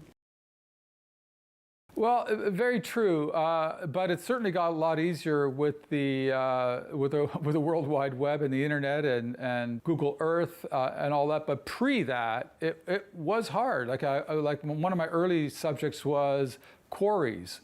And I went, well, how do I find the big quarries in the world? So, I went to the Toronto Reference Library and I looked up magazines for, quarry, people in the quarry business. And they had, quarry conferences. And I'd look up the magazines and I'd find people who sold equipment to people who ran quarries. And so it was a whole other way of going to the stacks and looking at cards and finding magazines and taking notes and then, calling them up on long distance and paying for it and saying, eventually finding my way to Vermont. And then once I'm there, I have to talk my way into the quarry. So it was a very different way of working pre-internet than post-internet.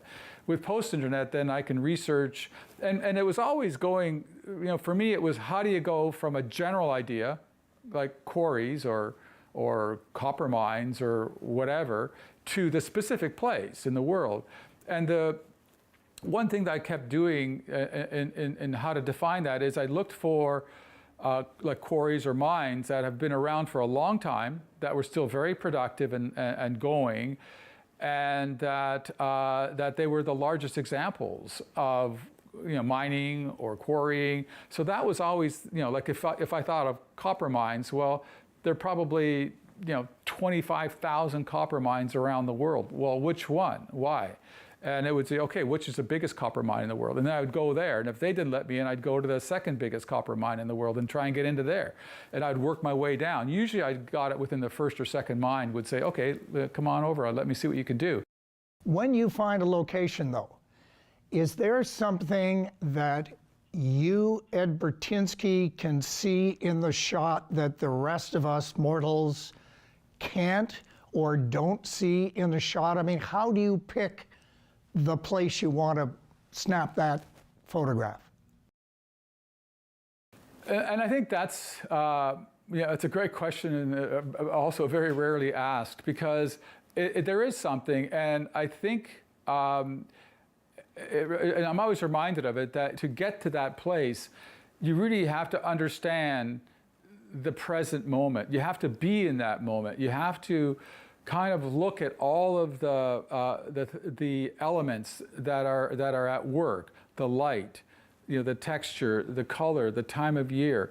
And I remember I had an assistant with me on a shoot early on, and I was shooting 8x10, so very large negatives. So it's a big commitment at that time. Even in the 80s, it was $10 for a sheet of film, and another $10 to process that film, and then another $10 to make a contact sheet. So when you go click, It's like, you know, and this is, you know, money in the 1980s, which was much more hard to come by. So you really commit. And I remember, you know, when you make a picture, it's a big commitment. I remember sitting there, you know, like for like an hour, just slowly finding on this big glass plate, just waiting for that moment. And at one point, you know, the person with me, they said, "What are you looking at?" Because they were watching me at work. "What are you looking at?" And I said, "Well, get up." Well, I found a rock and I moved it over because got up and looked and went, "Holy cow! I had no idea that was there."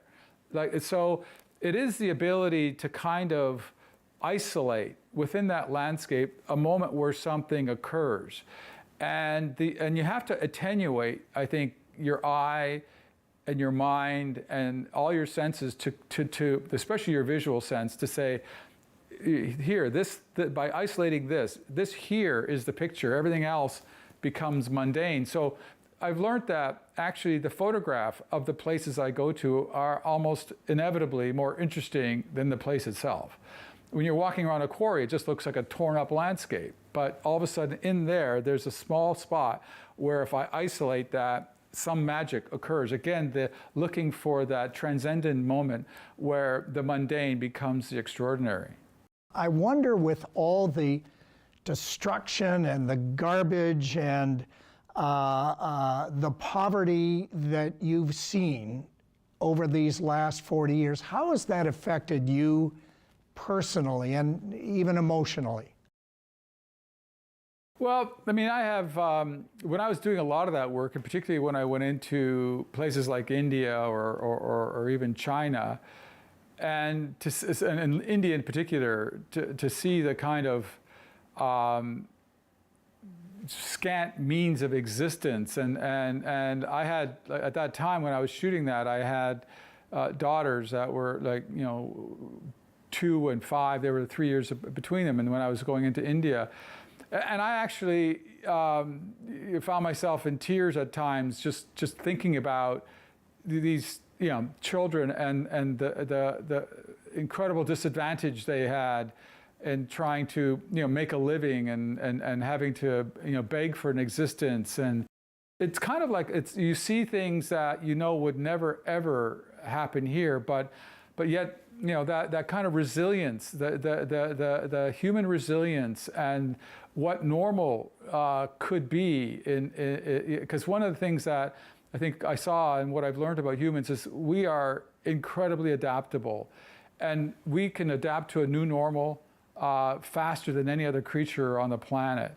And when I looked at that normal, I realized how far it was from my normal, and yet, although at the same time, there were moments I was in India and I saw, it got so hot in midday, we would sit in the square near this, you know, quarry town, and I saw the sheer joy of the people there. They were all suffering in a way the same disease. No one made more than $2 a day. They worked hard for it, but there was a kind of camaraderie. There was, you know, the girls laughing to go get the water because we were at the central part of the town where there was a water well. And I said to myself at one point, I turned to, you know, my assistants and I said, you know, I see more joy here in the corner than I ever could be at the corner of Spadina and King in downtown Toronto. Like, they're all part of a community, and they, you know, they work as a community and they share as a community. Ed, is what you do with a camera still fairly unique, or is there an Ed Bertinsky school of photography coming up, you know, behind you, where there are, you know, younger photographers emulating what you do?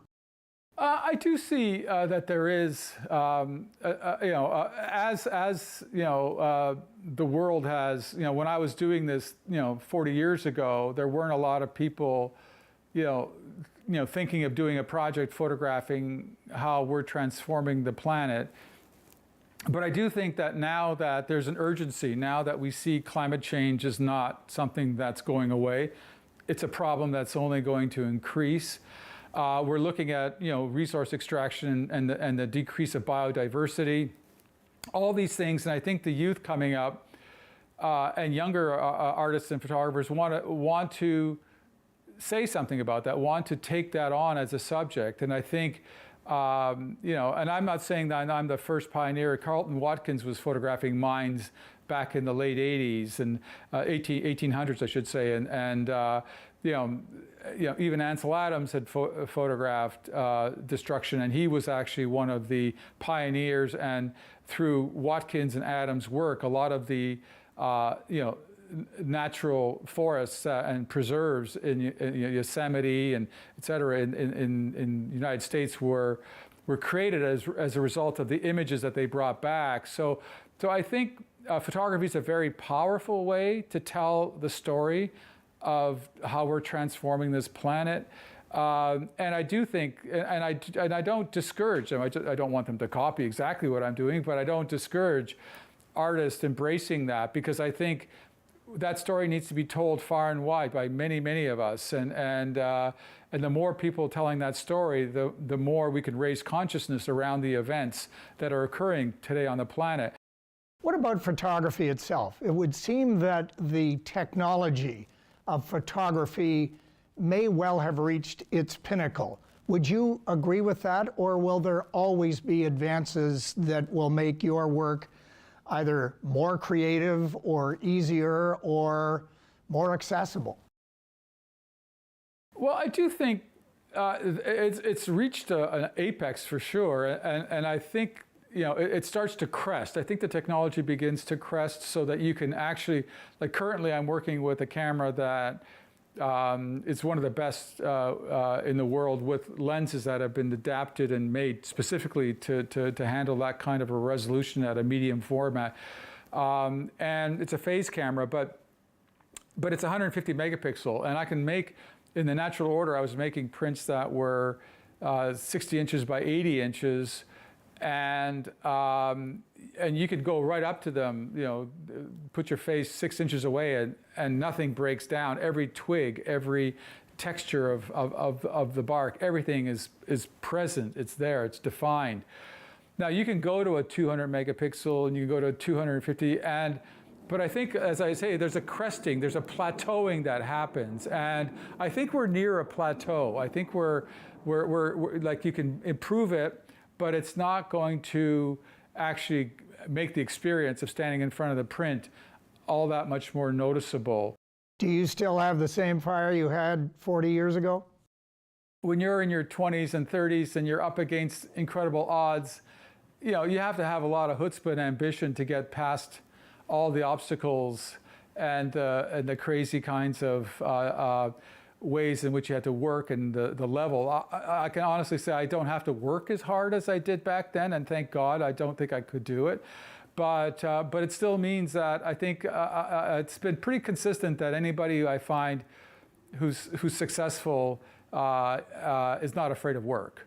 If someone once said to me, you know, someone once said that, who was very successful, says, the harder I work, the more successful I get. And I think there's a truth to that you don't get there by chance. It's because you have an idea, and you have the right drive and ambition, and you don't give up easily.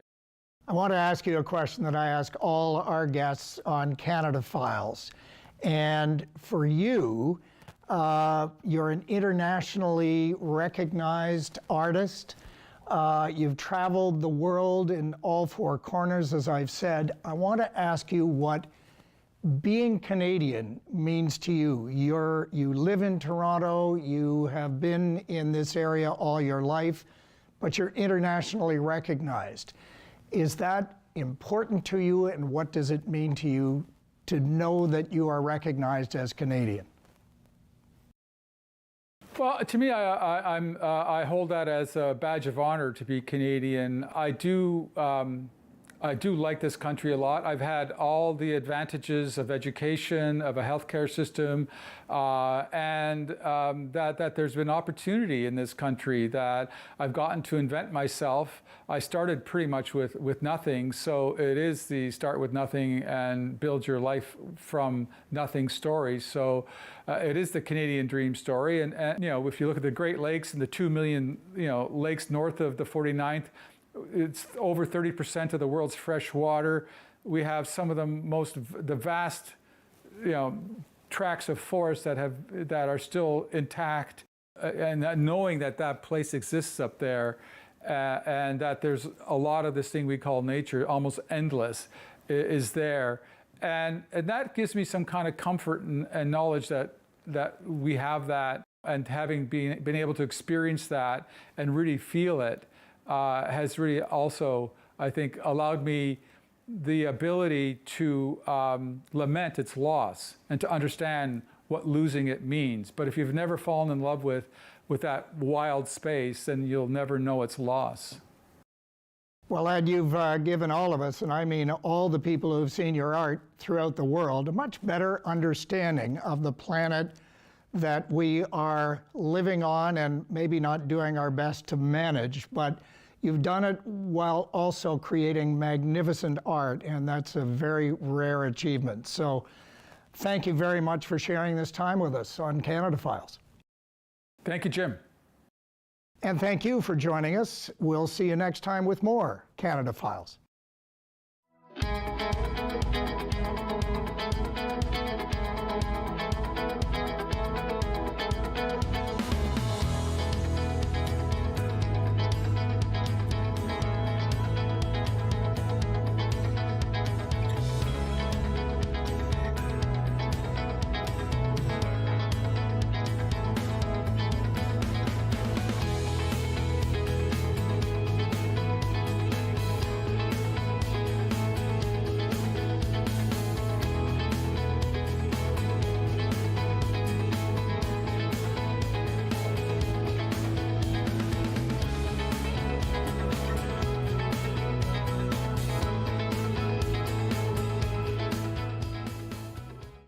The preceding program was made possible through the generous support of Donna and Richard Ivey, as well as the following donors: the Browning Watt Foundation, Nona MacDonald Heaslip, Joe and Marie Heffernan, Michael and Mary Ellen Hogan, Alice and Ted Kernahan, Richard and Gail McGraw, the Bruce H. Mitchell Foundation, the North Pine Foundation, Eleanor and Francis Shen, the 63 Foundation, John and Margaret Deeks, Wendy Deeks, in memory of Peter A. Deeks, and by the Central Canadian Public Television Association.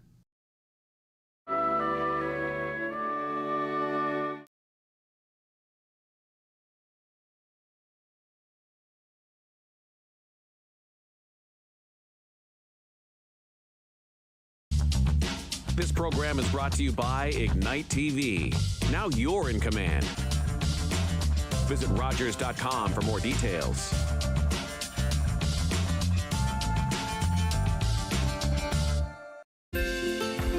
Call the Rogers TV viewer response line. Email us or connect with us on social media.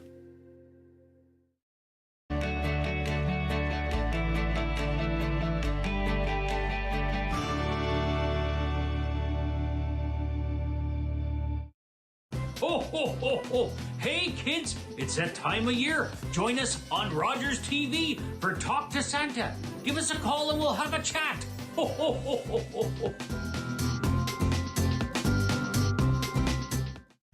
On Monday's Daytime Ottawa, Executive Chef Christian Pritchard joins us in studio. He's got some great food and drink ideas for your holiday entertaining. As well, Amber Mack joins us on the show, a wonderful entrepreneur and so tech savvy. She's going to show us some of the latest tech gadgets for your kids and teens. And TSC, the shopping choice, will join us on the show for their must-have gifts for the holiday season.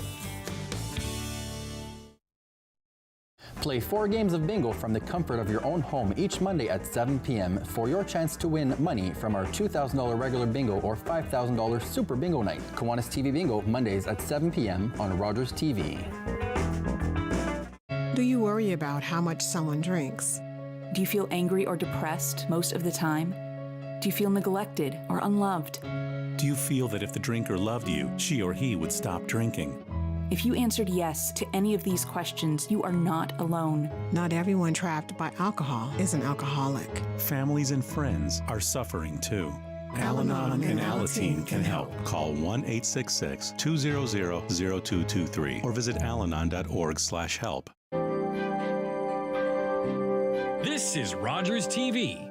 The following program was made possible through the generous support of the Browning Watt Foundation, as well as the following donors: Nona MacDonald Heaslip, Joe and Marie Heffernan, Michael and Mary Ellen Hogan, Donna and Richard Ivy, Alice and Ted Kernahan, Richard and Gail McGraw, the Bruce H. Mitchell Foundation, the North Pine Foundation, Eleanor and Francis Shen, the 63 Foundation, John and Margaret Deeks, Wendy Deeks, in memory of Peter A. Deeks, and by the Central Canadian Public Television Association.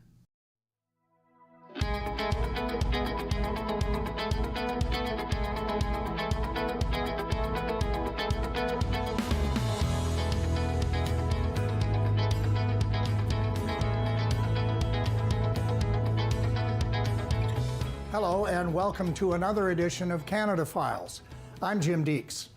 Our guest on this episode is Dr. Joe McInnes, a medical scientist whose name you may not know, but who has had as much influence on public and scientific understanding of the world's oceans as perhaps anyone in history. Collaborating with fellow pioneers like Jacques Cousteau and film producer James Cameron, Joe McInnes's innovative work has taken him from the Atlantic Ocean to the Pacific, to the Arctic Ocean, to the North Pole. And throughout his career, he's written several books on the subject of leadership and teamwork in such high-risk environments. And despite his recent 84th birthday, he's not slowing down one iota. Joe, I want to start our discussion somewhere near the beginning, at least of your career. And I'm intrigued by the fact that a boy who grew up in central Canada, in Ontario, roughly 1,600 miles from the nearest ocean, which would be the Atlantic, grew up to be one of the foremost experts on undersea human performance. Tell me I'm not crazy to wonder how that happened. Well, Jim, first of all, thank you for the invitation to come and share some ideas together. I'm really looking forward to this conversation. I was very lucky. I grew up in Canada, lived in Toronto, and spent summers up in the north, wilderness north of the city. And it was about that time that I discovered two master passions that have followed me ever since. A fascination with the natural world and a fascination with the human family. And of course, being young, it was the natural world that took over my young life.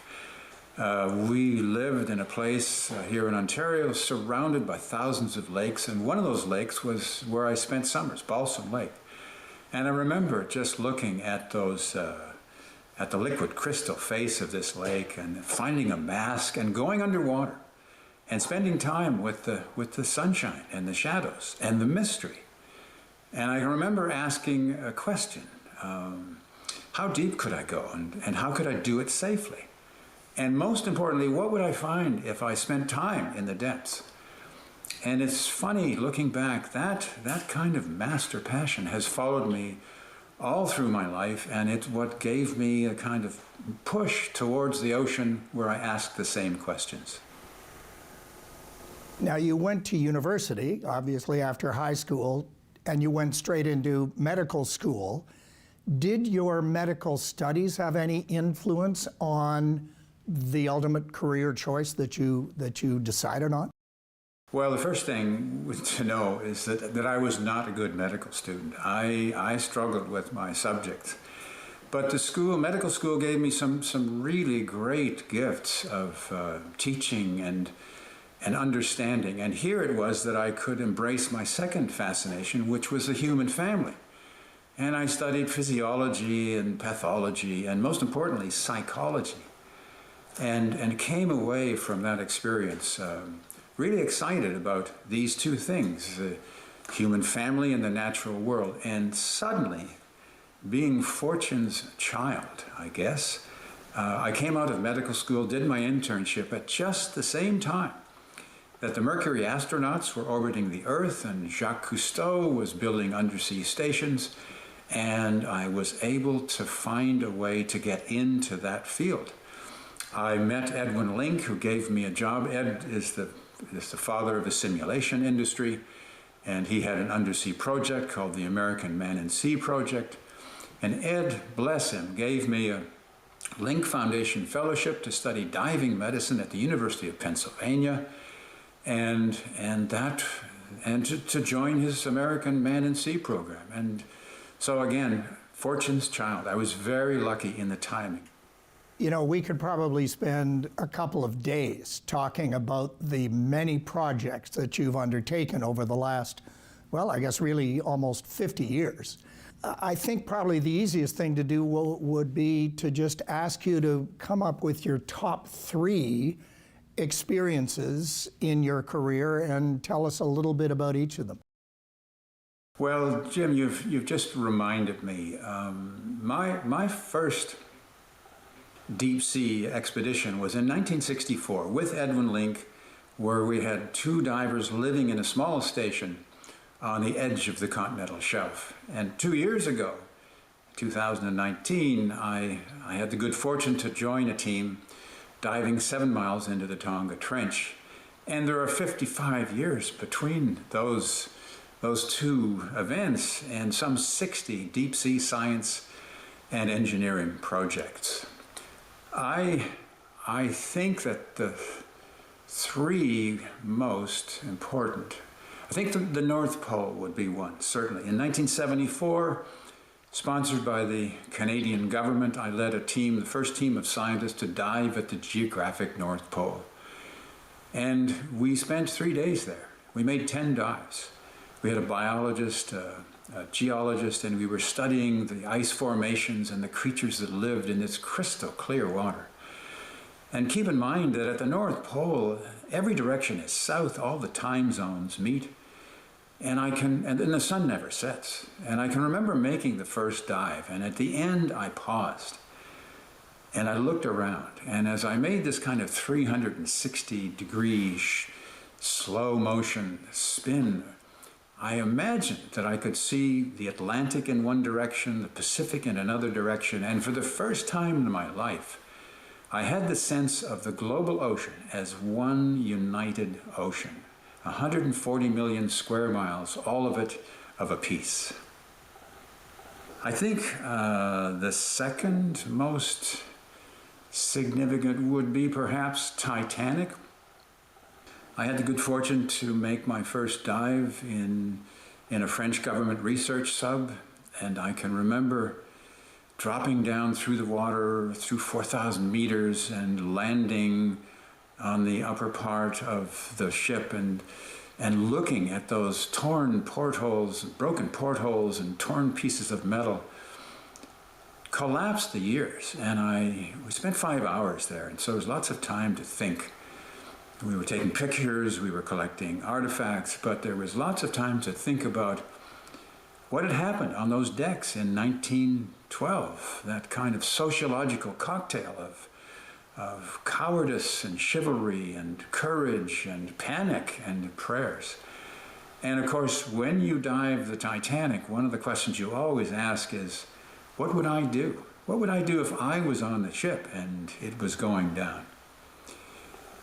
So my third, I think, would be, not long ago I had the good fortune to be the medical advisor on Jim Cameron's 7-mile solo science dive into the Mariana Trench.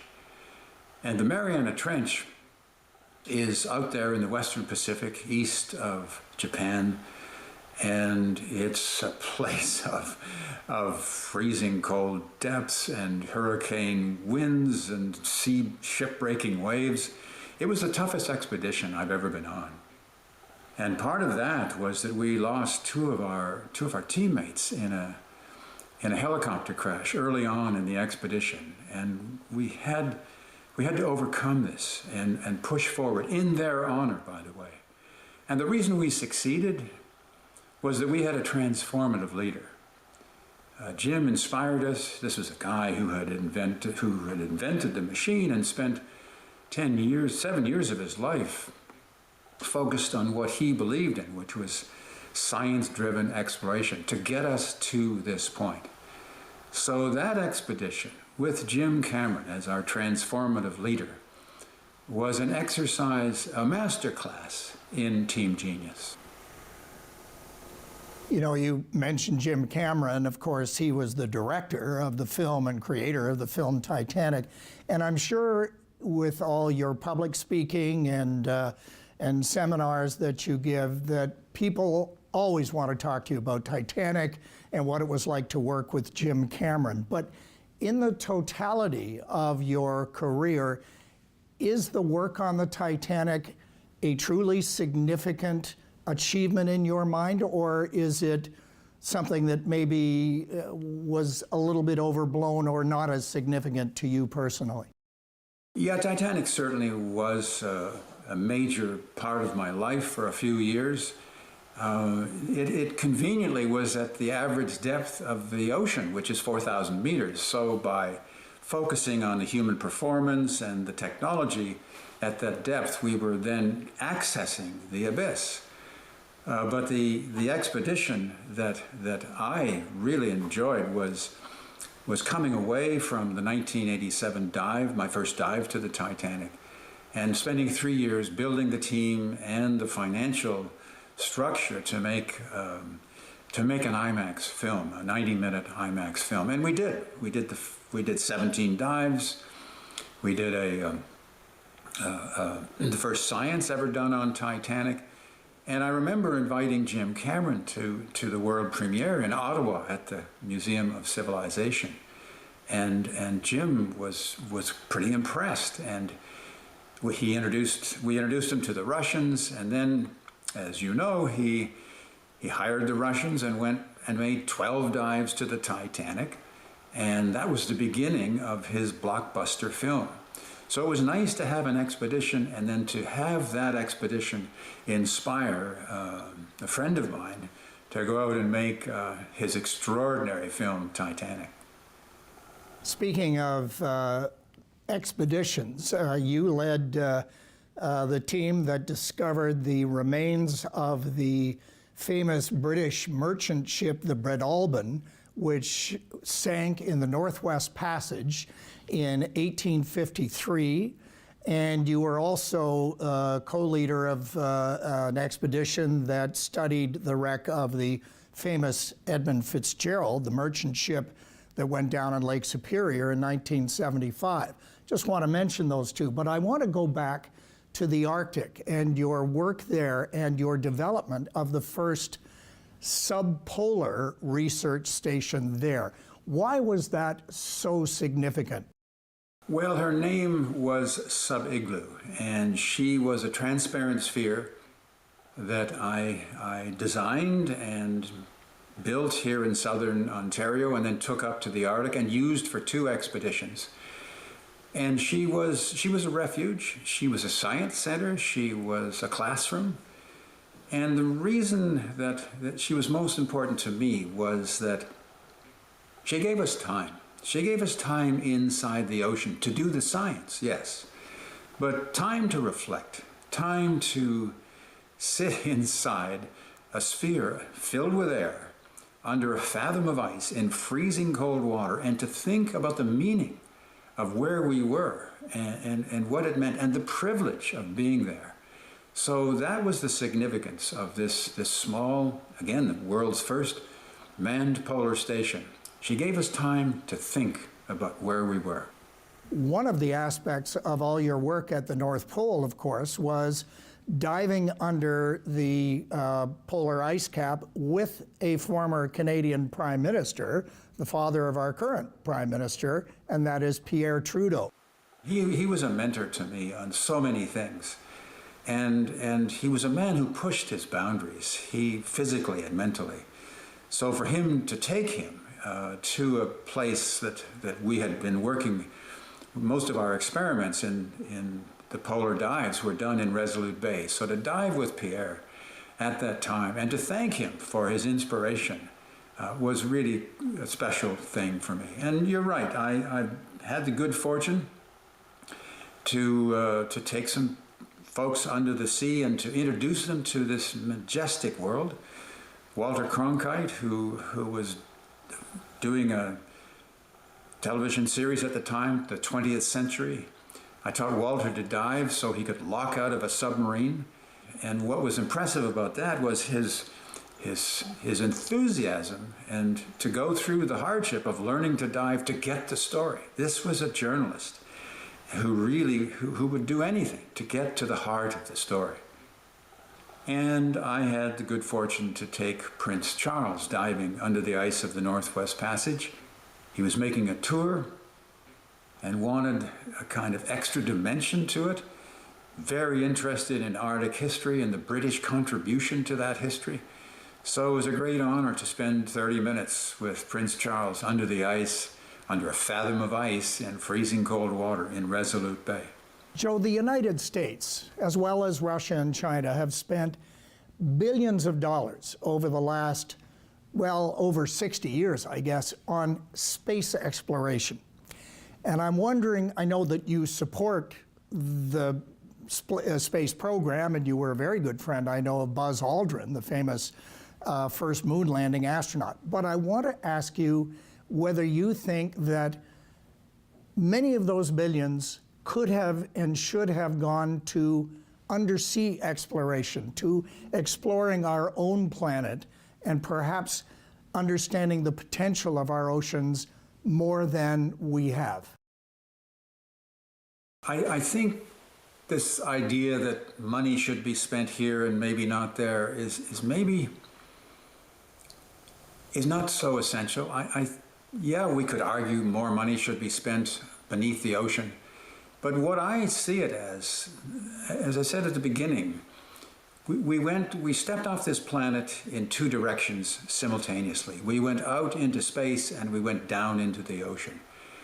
And those trajectories have been in parallel ever since the 60s. And the communication back and forth between astronauts and people working under the ocean was wonderful and still is. And there is great benefit from what we learn in space through satellites that tell us about the ocean. The ocean is much better understood because of what we've done with satellites in space.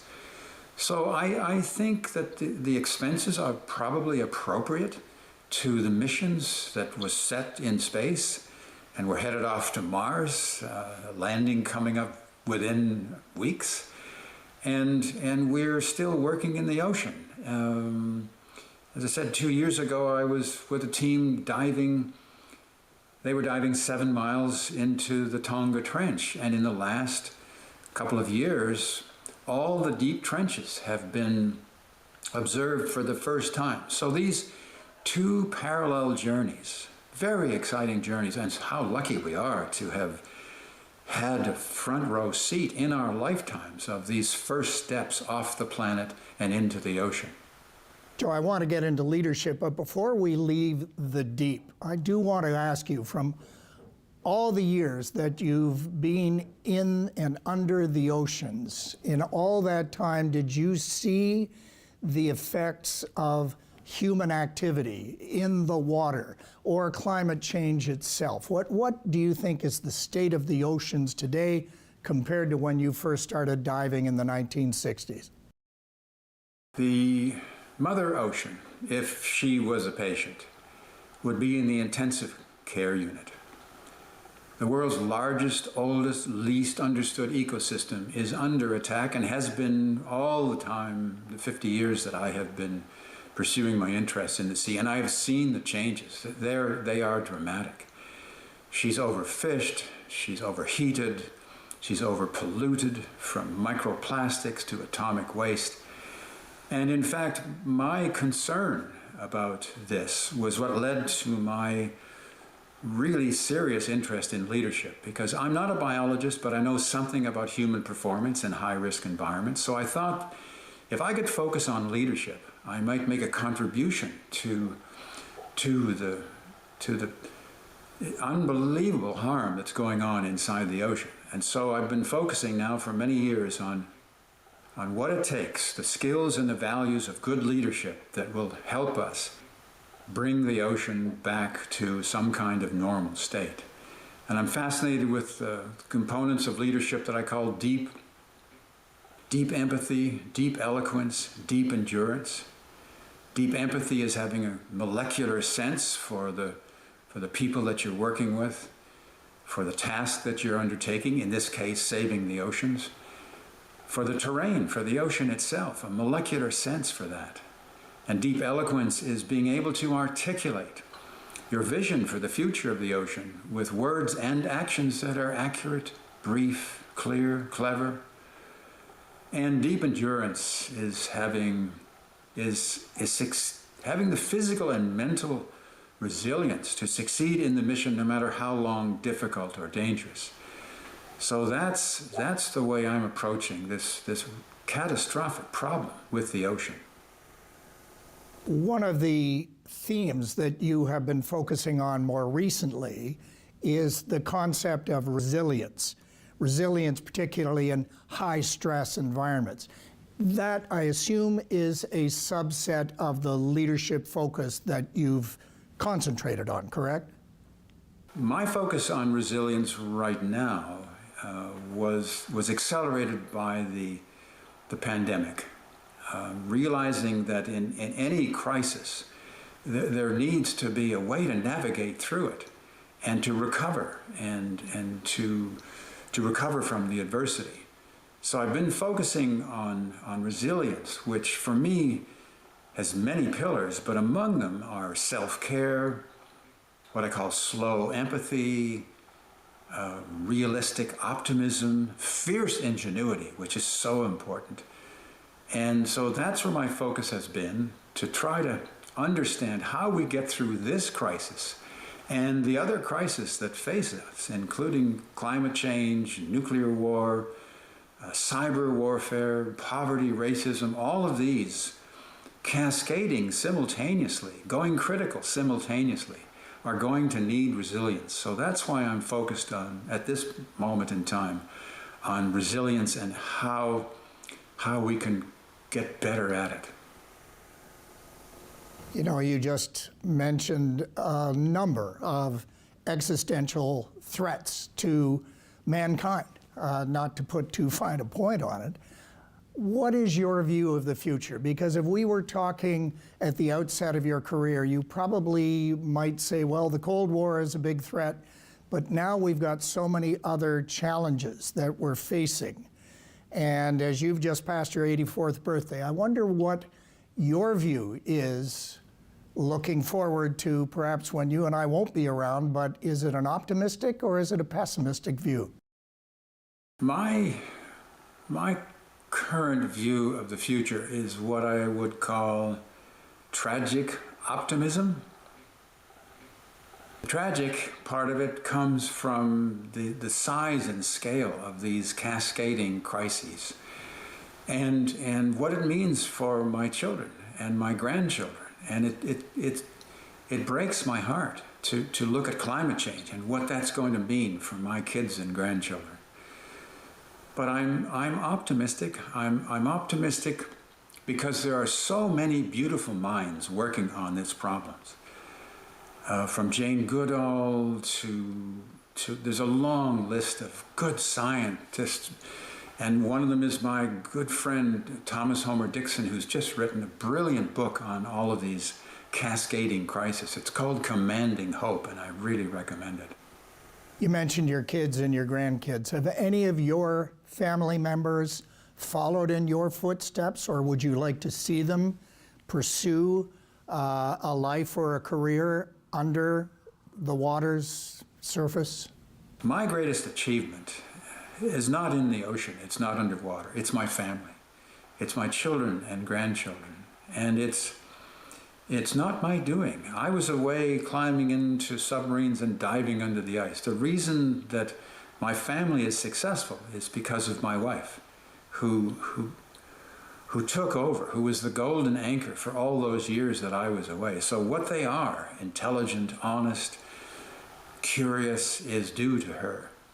And they have that. I'm very fortunate. They are following their own passions that are artistic, creative, and contributing to society. Joe, as someone who's literally traveled to all four corners of the earth and more than probably any living person spent more time under the surface of our oceans, you're still very proudly Canadian. And I just wonder what being Canadian has meant to you and means to you today. It's a wonderful question. Thank you for asking that.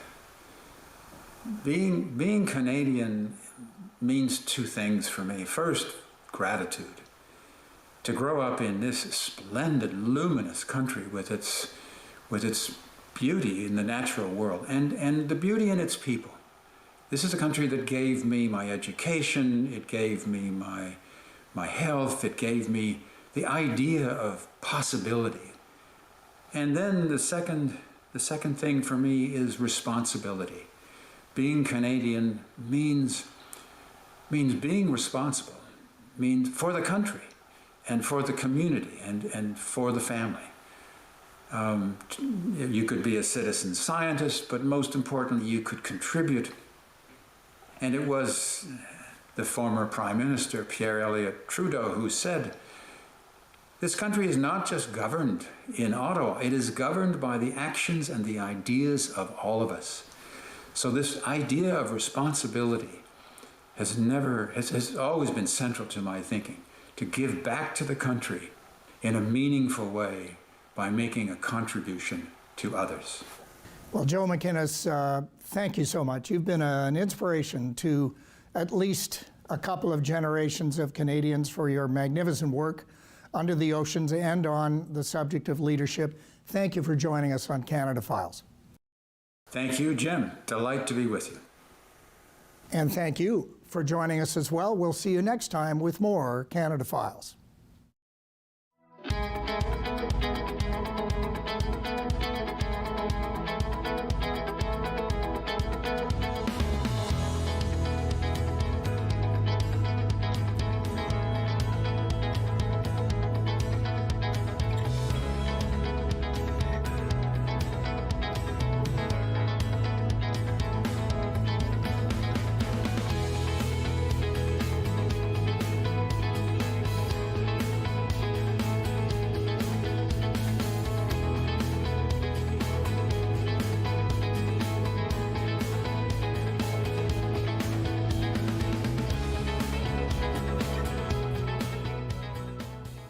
The preceding program was made possible through the generous support of the Browning Watt Foundation, as well as the following donors: Nona MacDonald Heaslip, Joe and Marie Heffernan, Michael and Mary Ellen Hogan, Donna and Richard Ivey, Alice and Ted Kernahan, Richard and Gail McGraw, the Bruce H. Mitchell Foundation, the North Pine Foundation, Eleanor and Francis Shen, the 63 Foundation, John and Margaret Deeks, Wendy Deeks, in memory of Peter A. Deeks, and by the Central Canadian Public Television Association.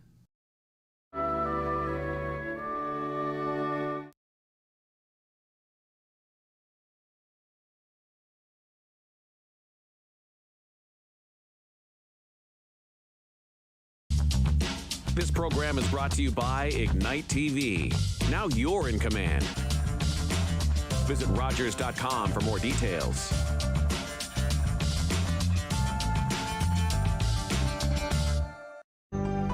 Call the Rogers TV viewer response line. Email us or connect with us on social media. Ho, ho, ho, ho. Hey, kids, it's that time of year. Join us on Rogers TV for Talk to Santa. Give us a call and we'll have a chat. Ho, ho, ho, ho, ho, ho.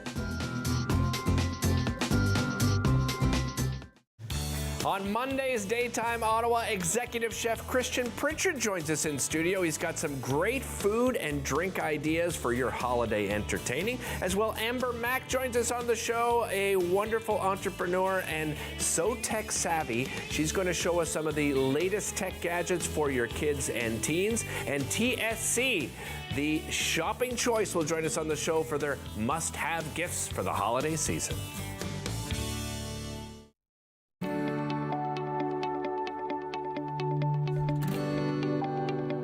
You're watching Rogers TV.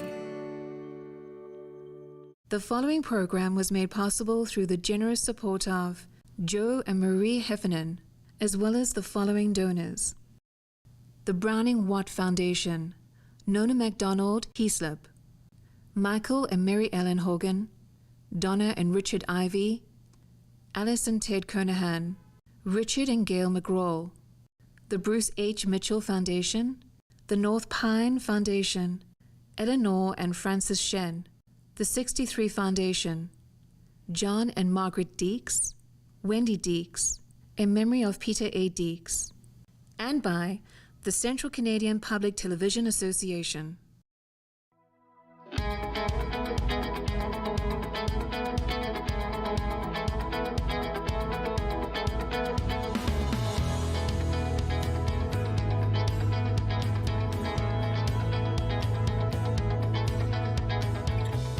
Hello and welcome to another edition of Canada Files. I'm Jim Deeks, and our guest on this episode is going to challenge a lot of our viewers' thinking, including mine. His name is Patrick Moore. He's a very well-educated environmentalist and writer who lives on Vancouver Island in the northwest of Canada. Patrick was one of the founding members of the famous environmental watchdog group Greenpeace nearly 50 years ago. But as you'll discover, his views on many environmental issues today are more controversial than you might expect. Patrick Moore, welcome, and thanks for joining us on Canada Files. And just to give our viewers a sense of your qualifications to discuss environmental issues and your opinions on them, can you just give us a quick overview of your credentials? Yes, Jim. Well, I grew up on the northwest tip of Vancouver Island on a float camp in the middle of the rainforest and nature. I went to school by boat to a one-room schoolhouse to grade 8, and then, seeing as though that's as far as it went, I was sent to boarding school in Vancouver at an English-style boarding school called St. George's, and received an excellent education there, a high school education, focusing on the sciences. And I then enrolled at the University of British Columbia in science. I did a year of forestry first, though, because that's the background I come from on northern Vancouver Island. And I excelled in the life sciences, biology, biochemistry, genetics, a little forestry, because that's where I came from. And then I enrolled in a PhD in ecology. At the time, the word ecology had not yet been printed in the popular press. Nobody knew the word. And so I enrolled in a PhD ecology. I believe I'm the first ecology PhD in Canada at that time at the University of BC, and studied pollution and pollution control and environmental policy, and wrote a big thesis on a mining project and the impact it was having on the environment. And while I was doing that, I found out about this little group called the Don't Make a Wave Committee that was beginning to meet in the basement of the Unitarian Church in Vancouver. I joined them and we became Greenpeace. And I ended up being on the first voyage of Greenpeace to stop U.S. hydrogen bomb testing in Alaska, and the next 15 years. Yes, you were with Greenpeace for 15 years roughly, and you were actually president of Greenpeace Canada for 9 years. But the relationship didn't end very well. Tell us a little bit about that. Well, it wasn't so much that it didn't end very well as that I decided I didn't like the direction that Greenpeace was going. We had saved the whales, stopped the baby seal slaughter, ended toxic waste dumping all around the world, especially in Europe, where they didn't have any clean water or air legislation like we did in North America in the early 80s. So we did a lot of really good work. But by the mid-80s, I was one of 5 international directors with David McTaggart as our chairman, and none of them had any formal science education. And they started adopting policies, in particular a policy to ban chlorine worldwide, that I completely disagreed with. Because chlorine, of all the natural elements, is the most important for public health and medicine. And yes, there are places where you shouldn't use chlorine, but the reason it's in our drinking water and in our swimming pools is the biggest advance in the history of public health. And 85% of our pharmaceuticals are made with chlorine chemistry. 25% of them actually have chlorine in them. So chlorine is really important. But I didn't leave just then. What really made me leave was that Greenpeace, which started as Green for Environment and Peace for Civilization, for human beings living in peace, dropped the peace and decided that humans were the enemies of the earth. Instead of being humanitarian in their orientation, they became anti-human in their orientation, and it's the same today, that people are perceived almost as if they're the only evil species. It's too much like original sin for me. I believe that we are part of nature, and nature is all one, all came from the same beginning. And every single thing that's alive today, every individual of every species that is alive today represents a continuous, uninterrupted, successful reproduction since the beginning of life. If you don't have children, that ends your line. And everyone here has a line going back to the beginning of life. And that to me is the important factor. And not only that, we're all on the same time front. They say there's older species and newer species. No, actually, everything is on the same time front. Our evolution goes back to the beginning, just like every insect and every fish does. So I see ecology, the main lesson is we are all one nature on this planet, living among each other, and all still alive, the ones that are. More species have gone extinct than exist today, but there are in fact more species today than there ever have been in the history of life. Life has continued to proliferate as a tree all the way to the present time. So those are just a few thoughts about why I left Greenpeace, because they decided that humans were the worst species in the world, and I don't believe that. Most humans are good. Well, clearly you and Greenpeace found different routes to pursue in your focus on the environment, but unfortunately the relationship with Greenpeace deteriorated. And I want to just take a quote right off their website, because I don't know if you're public enemy number 1 to Greenpeace, but they say on the website that you are, quote, a paid spokesman for the nuclear industry, the logging industry, and genetic engineering industry who, quote, exploits long-gone ties with Greenpeace to sell himself as a speaker and pro-corporate spokesperson. That's pretty harsh. Is it accurate at all?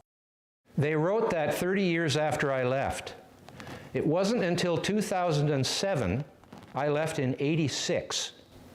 It wasn't until 2007 that they took my name off the list of founders of Greenpeace on their official website. And they did that because of all the issues we opposed while I was there, the only one I have changed my mind on over the years is nuclear energy. We made a huge mistake by lumping nuclear energy in with nuclear weapons as if it was an evil technology, when in fact nuclear energy should be lumped in with nuclear medicine as a beneficial use of nuclear technology. Nuclear energy is one of the safest technologies we have ever built, and I won't go into the numbers, but I can assure you that in terms of energy produced versus casualties created, nuclear is number 1. The fossil fuels cause a lot of damage and a lot of accidents compared to nuclear energy, but for some reason, the environmental movement has maintained its stiff opposition to nuclear energy, while Russia, China, and India are the biggest builders of nuclear today, and North America and Europe have basically stopped building new reactors, which is a huge mistake, because if we actually want to make inroads into the use of fossil fuels, which I'm in favor of from a conservationist point of view, not from an environmental point of view, then we should build more nuclear, because it's the only technology along with hydroelectric, but it's pretty well tapped out in most parts of the world.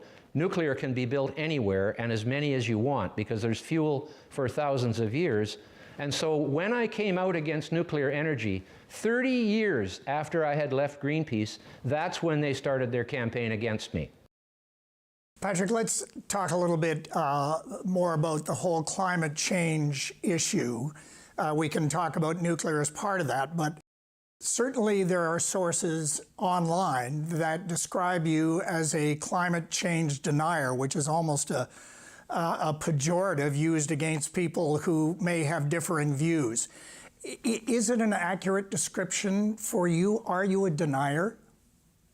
Obviously, I don't deny that the climate is changing. It always has, and it always will, sometimes relatively quickly, sometimes like now, very slowly. Compared to the way climate has changed in the past, this is nothing. It's just getting a little bit warmer in the modern warm period, and there's no actual proof that CO2 has anything to do with it. It was already warming from 1700 until 1850 when we started using fossil fuels, and since then, the use of fossil fuels and CO2 emissions has grown exponentially, and the temperature has just kept rising at the same rate it was from 1700 to 1850. Now, we could go into a million things, but what they should call me is a human catastrophe climate change skeptic. I'm skeptical of the idea that humans are causing a climate catastrophe.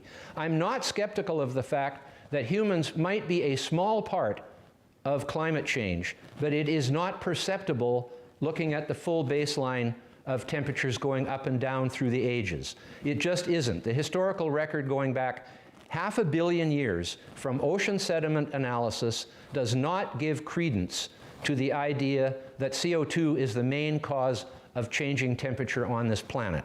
It simply doesn't, and if we get to my book later, I'll talk to you a little more about how that works. To call me a denier is to associate me with the Holocaust. That's why they do it. Because the only other time that I know of where the word denier was used in a political sense was for people who deny the Holocaust.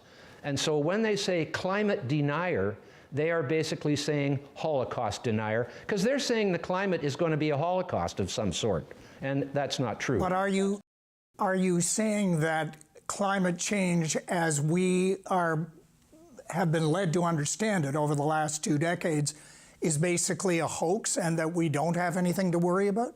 So climate change has sort of become what I would describe a rather toxic combination of extreme left ideology and warped science, science which is being used in a way that science was never meant. Let me give you one example. The idea that there is a huge consensus in favor of the humans causing climate crisis theory, or narrative as they like to call it. You should use the word story or maybe even fairy tale when the word narrative is mentioned. But the fact of the matter is, there is no proof that we are causing this. It is being used by the media, by the activists, by the politicians, and by the scientists who are on serial public money with grants to study this. It's being used to scare people. And that makes more money come in from the media and for the activists and for the scientists and for the politicians getting votes to save your grandchildren from a certain demise. And that is the hoax part of it. They are perpetuating a hoax about the future of the world's climate in order to scare people into wanting to buy newspapers and watch the TV ads and pay money to scientists and send Greenpeace checks. That's why they're doing it. So let's talk about your book that's just been published. It's available on Amazon and Kindle. It's called Fake Invisible Catastrophes and Threats of Doom, in which you suggest that environmental and climate change issues like CO2 emissions and radiations are invisible. We can't see them. And other ones are very remote, like starving polar bears and the melting ice cap in the polar regions. And dying coral reefs is another one that you talk about. And you're saying that these are largely misunderstood or erroneously taken as fact. But But at the same time, we are seeing much more violent storms. We're seeing wildfires. These are not invisible. We're seeing flooding rivers, and we are seeing vast chunks of polar ice that are calving off glaciers. These are not myths. I mean, these are you just saying that they're cyclical and that we just have to be used to them? I'm saying first, the United Nations Intergovernmental Panel on Climate Change does not say that extreme weather events are increasing. In fact, it says there is no evidence of it, yet the activists just ignore that and claim that every storm is increased extreme weather. There is no increase in any extreme weather, including hurricanes, tornadoes, and fires. There was so much more land burned by fire back in the 20s and 30s in the United States than there is today. But the main reason these fires and these storms, they're saying the cause is CO2, which is invisible. So it's not the effect that is necessarily invisible, it's the cause, the so-called cause. They can't see what CO2 is doing. You can't point to it and say, look what the CO2 is doing over there. That's why they use things that are invisible and remote, because no normal person can objectively observe and verify the truth for themselves. That is the scientific principle upon which my book is based. And that is what science is. Observation is the beginning of scientific discovery. And then you try to verify it by repeating it over and over again under the same circumstances. And when you do that, you put it out into the public for credentialed people to replicate, other scientists to replicate. And if they're able to replicate what you have done in a laboratory or in the field, you're verging on a truth, a fact, a theory, a hypothesis, whatever. That's how science works. And science can't work for the average person if they can't see what they're being told is causing the problem. I'm going to quote an eminent scientist. I assume she's eminent because she works for NASA. Her name is Kate Marvel. I don't know if you know her or of her, but she recently said this regarding the fact that the last 7 years have been the hottest years on record in the history of climate record taking, I guess. She says, it's not the sun, it's not natural climate variability, it's human action, specifically human emissions of greenhouse gases, dioxide, and methane. She says, I'm a scientist, I hang out with scientists all the time. We don't agree on anything. So the fact that scientists do agree that it is human activities causing the climate changes that we've seen, that's really, really, really significant. Do you disagree with that conclusion? First, you know her funding is coming from taxpayer money. Secondly, she's just making a statement which she has not in any way corroborated with facts. All she's doing is saying that's what's happening. She has not shown how she can prove that carbon dioxide is causing warming. And this is also the problem of thinking the world started in 1850. Take note that she doesn't go back any further than that in her analysis of the global climate. The global climate goes back to the beginning of the Earth, especially to the beginning of life, when it would affect life, and that was 3.5 billion years ago. For the first 3 billion years of life's existence on Earth, CO2 was above 5,000 parts per million. It is now 415. Since the last 150 million years, CO2 has fallen from 2,500 parts per million to the lowest it's ever been in the history of the Earth 20,000 years ago at the peak of the last major glaciation. Since then, it came up a little bit to 280 ppm at the beginning of the Industrial Revolution, and they take that as their base mark.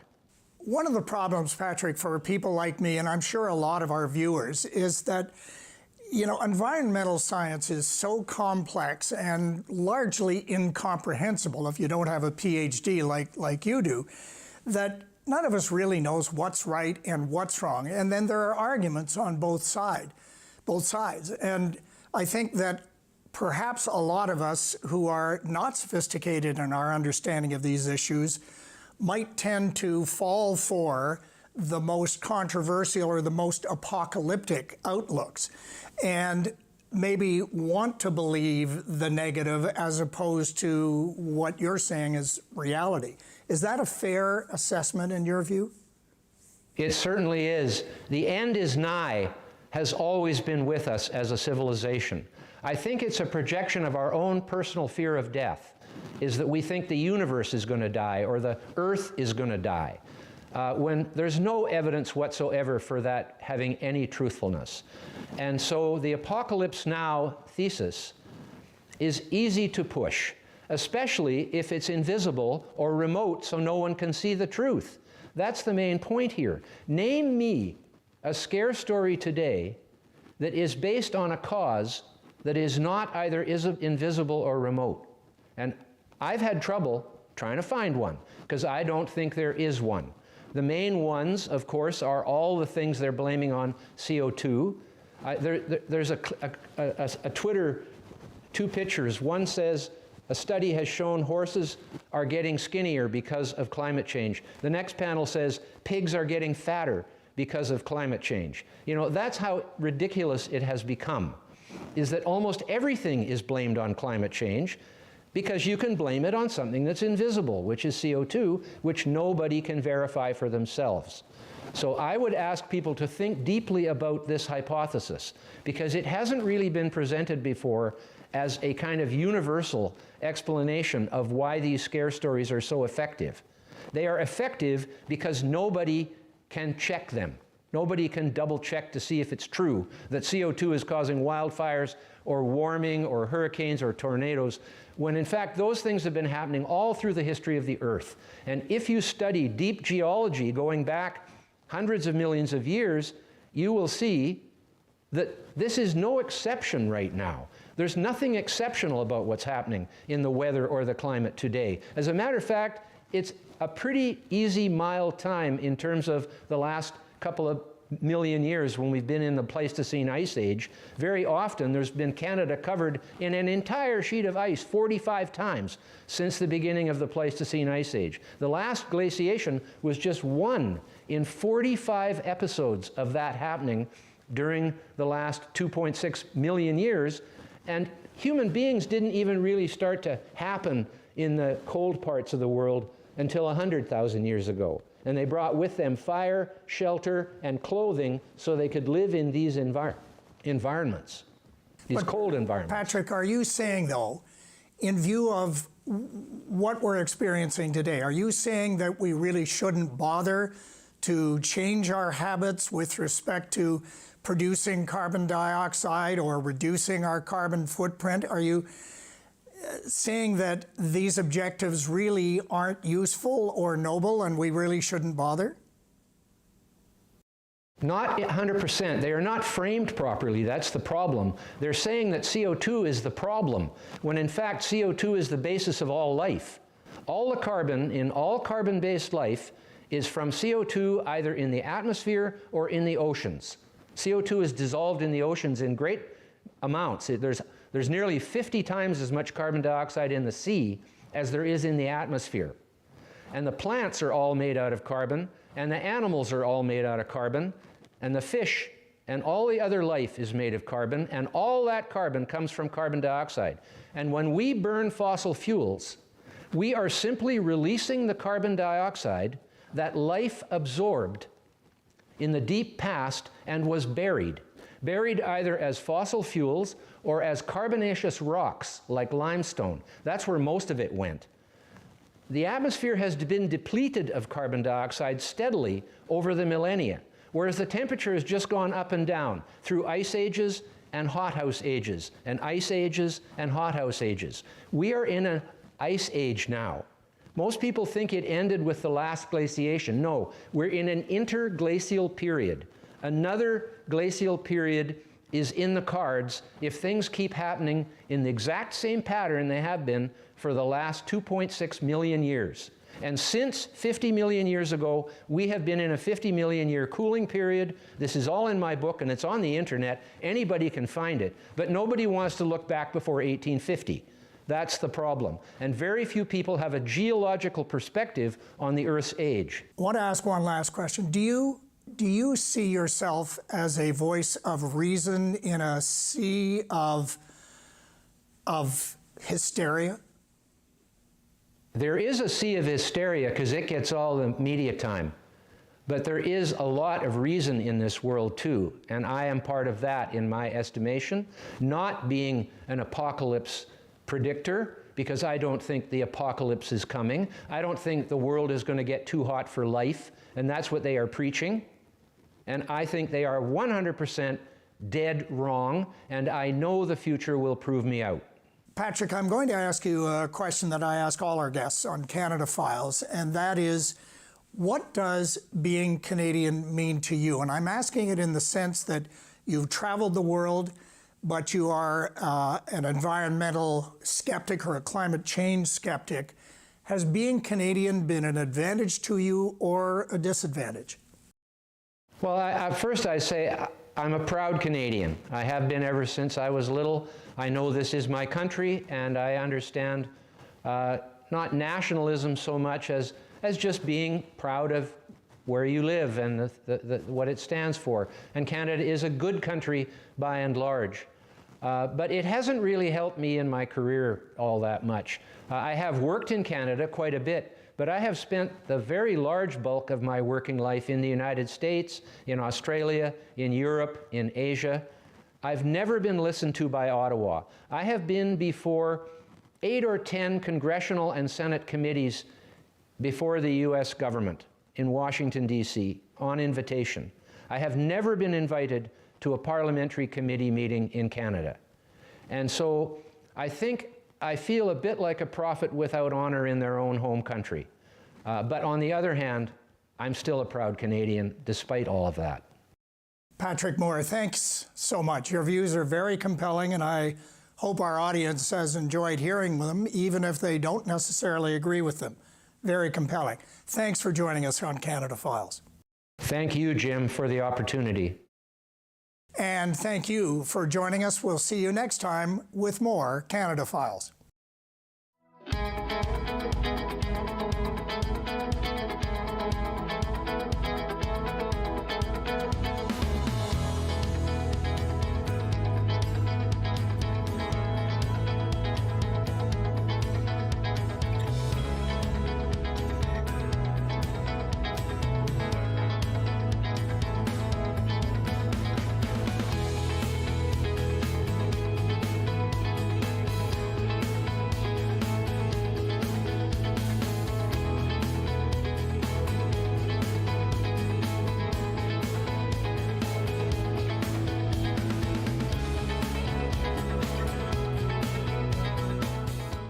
The preceding program was made possible through the generous support of Joe and Marie Heffernan, as well as the following donors: the Browning Watt Foundation, Nona MacDonald Heaslip, Michael and Mary Ellen Hogan, Donna and Richard Ivy, Alice and Ted Kernahan, Richard and Gail McGraw, the Bruce H. Mitchell Foundation, the North Pine Foundation, Eleanor and Francis Shen, the 63 Foundation, John and Margaret Deeks, Wendy Deeks, in memory of Peter A. Deeks, and by the Central Canadian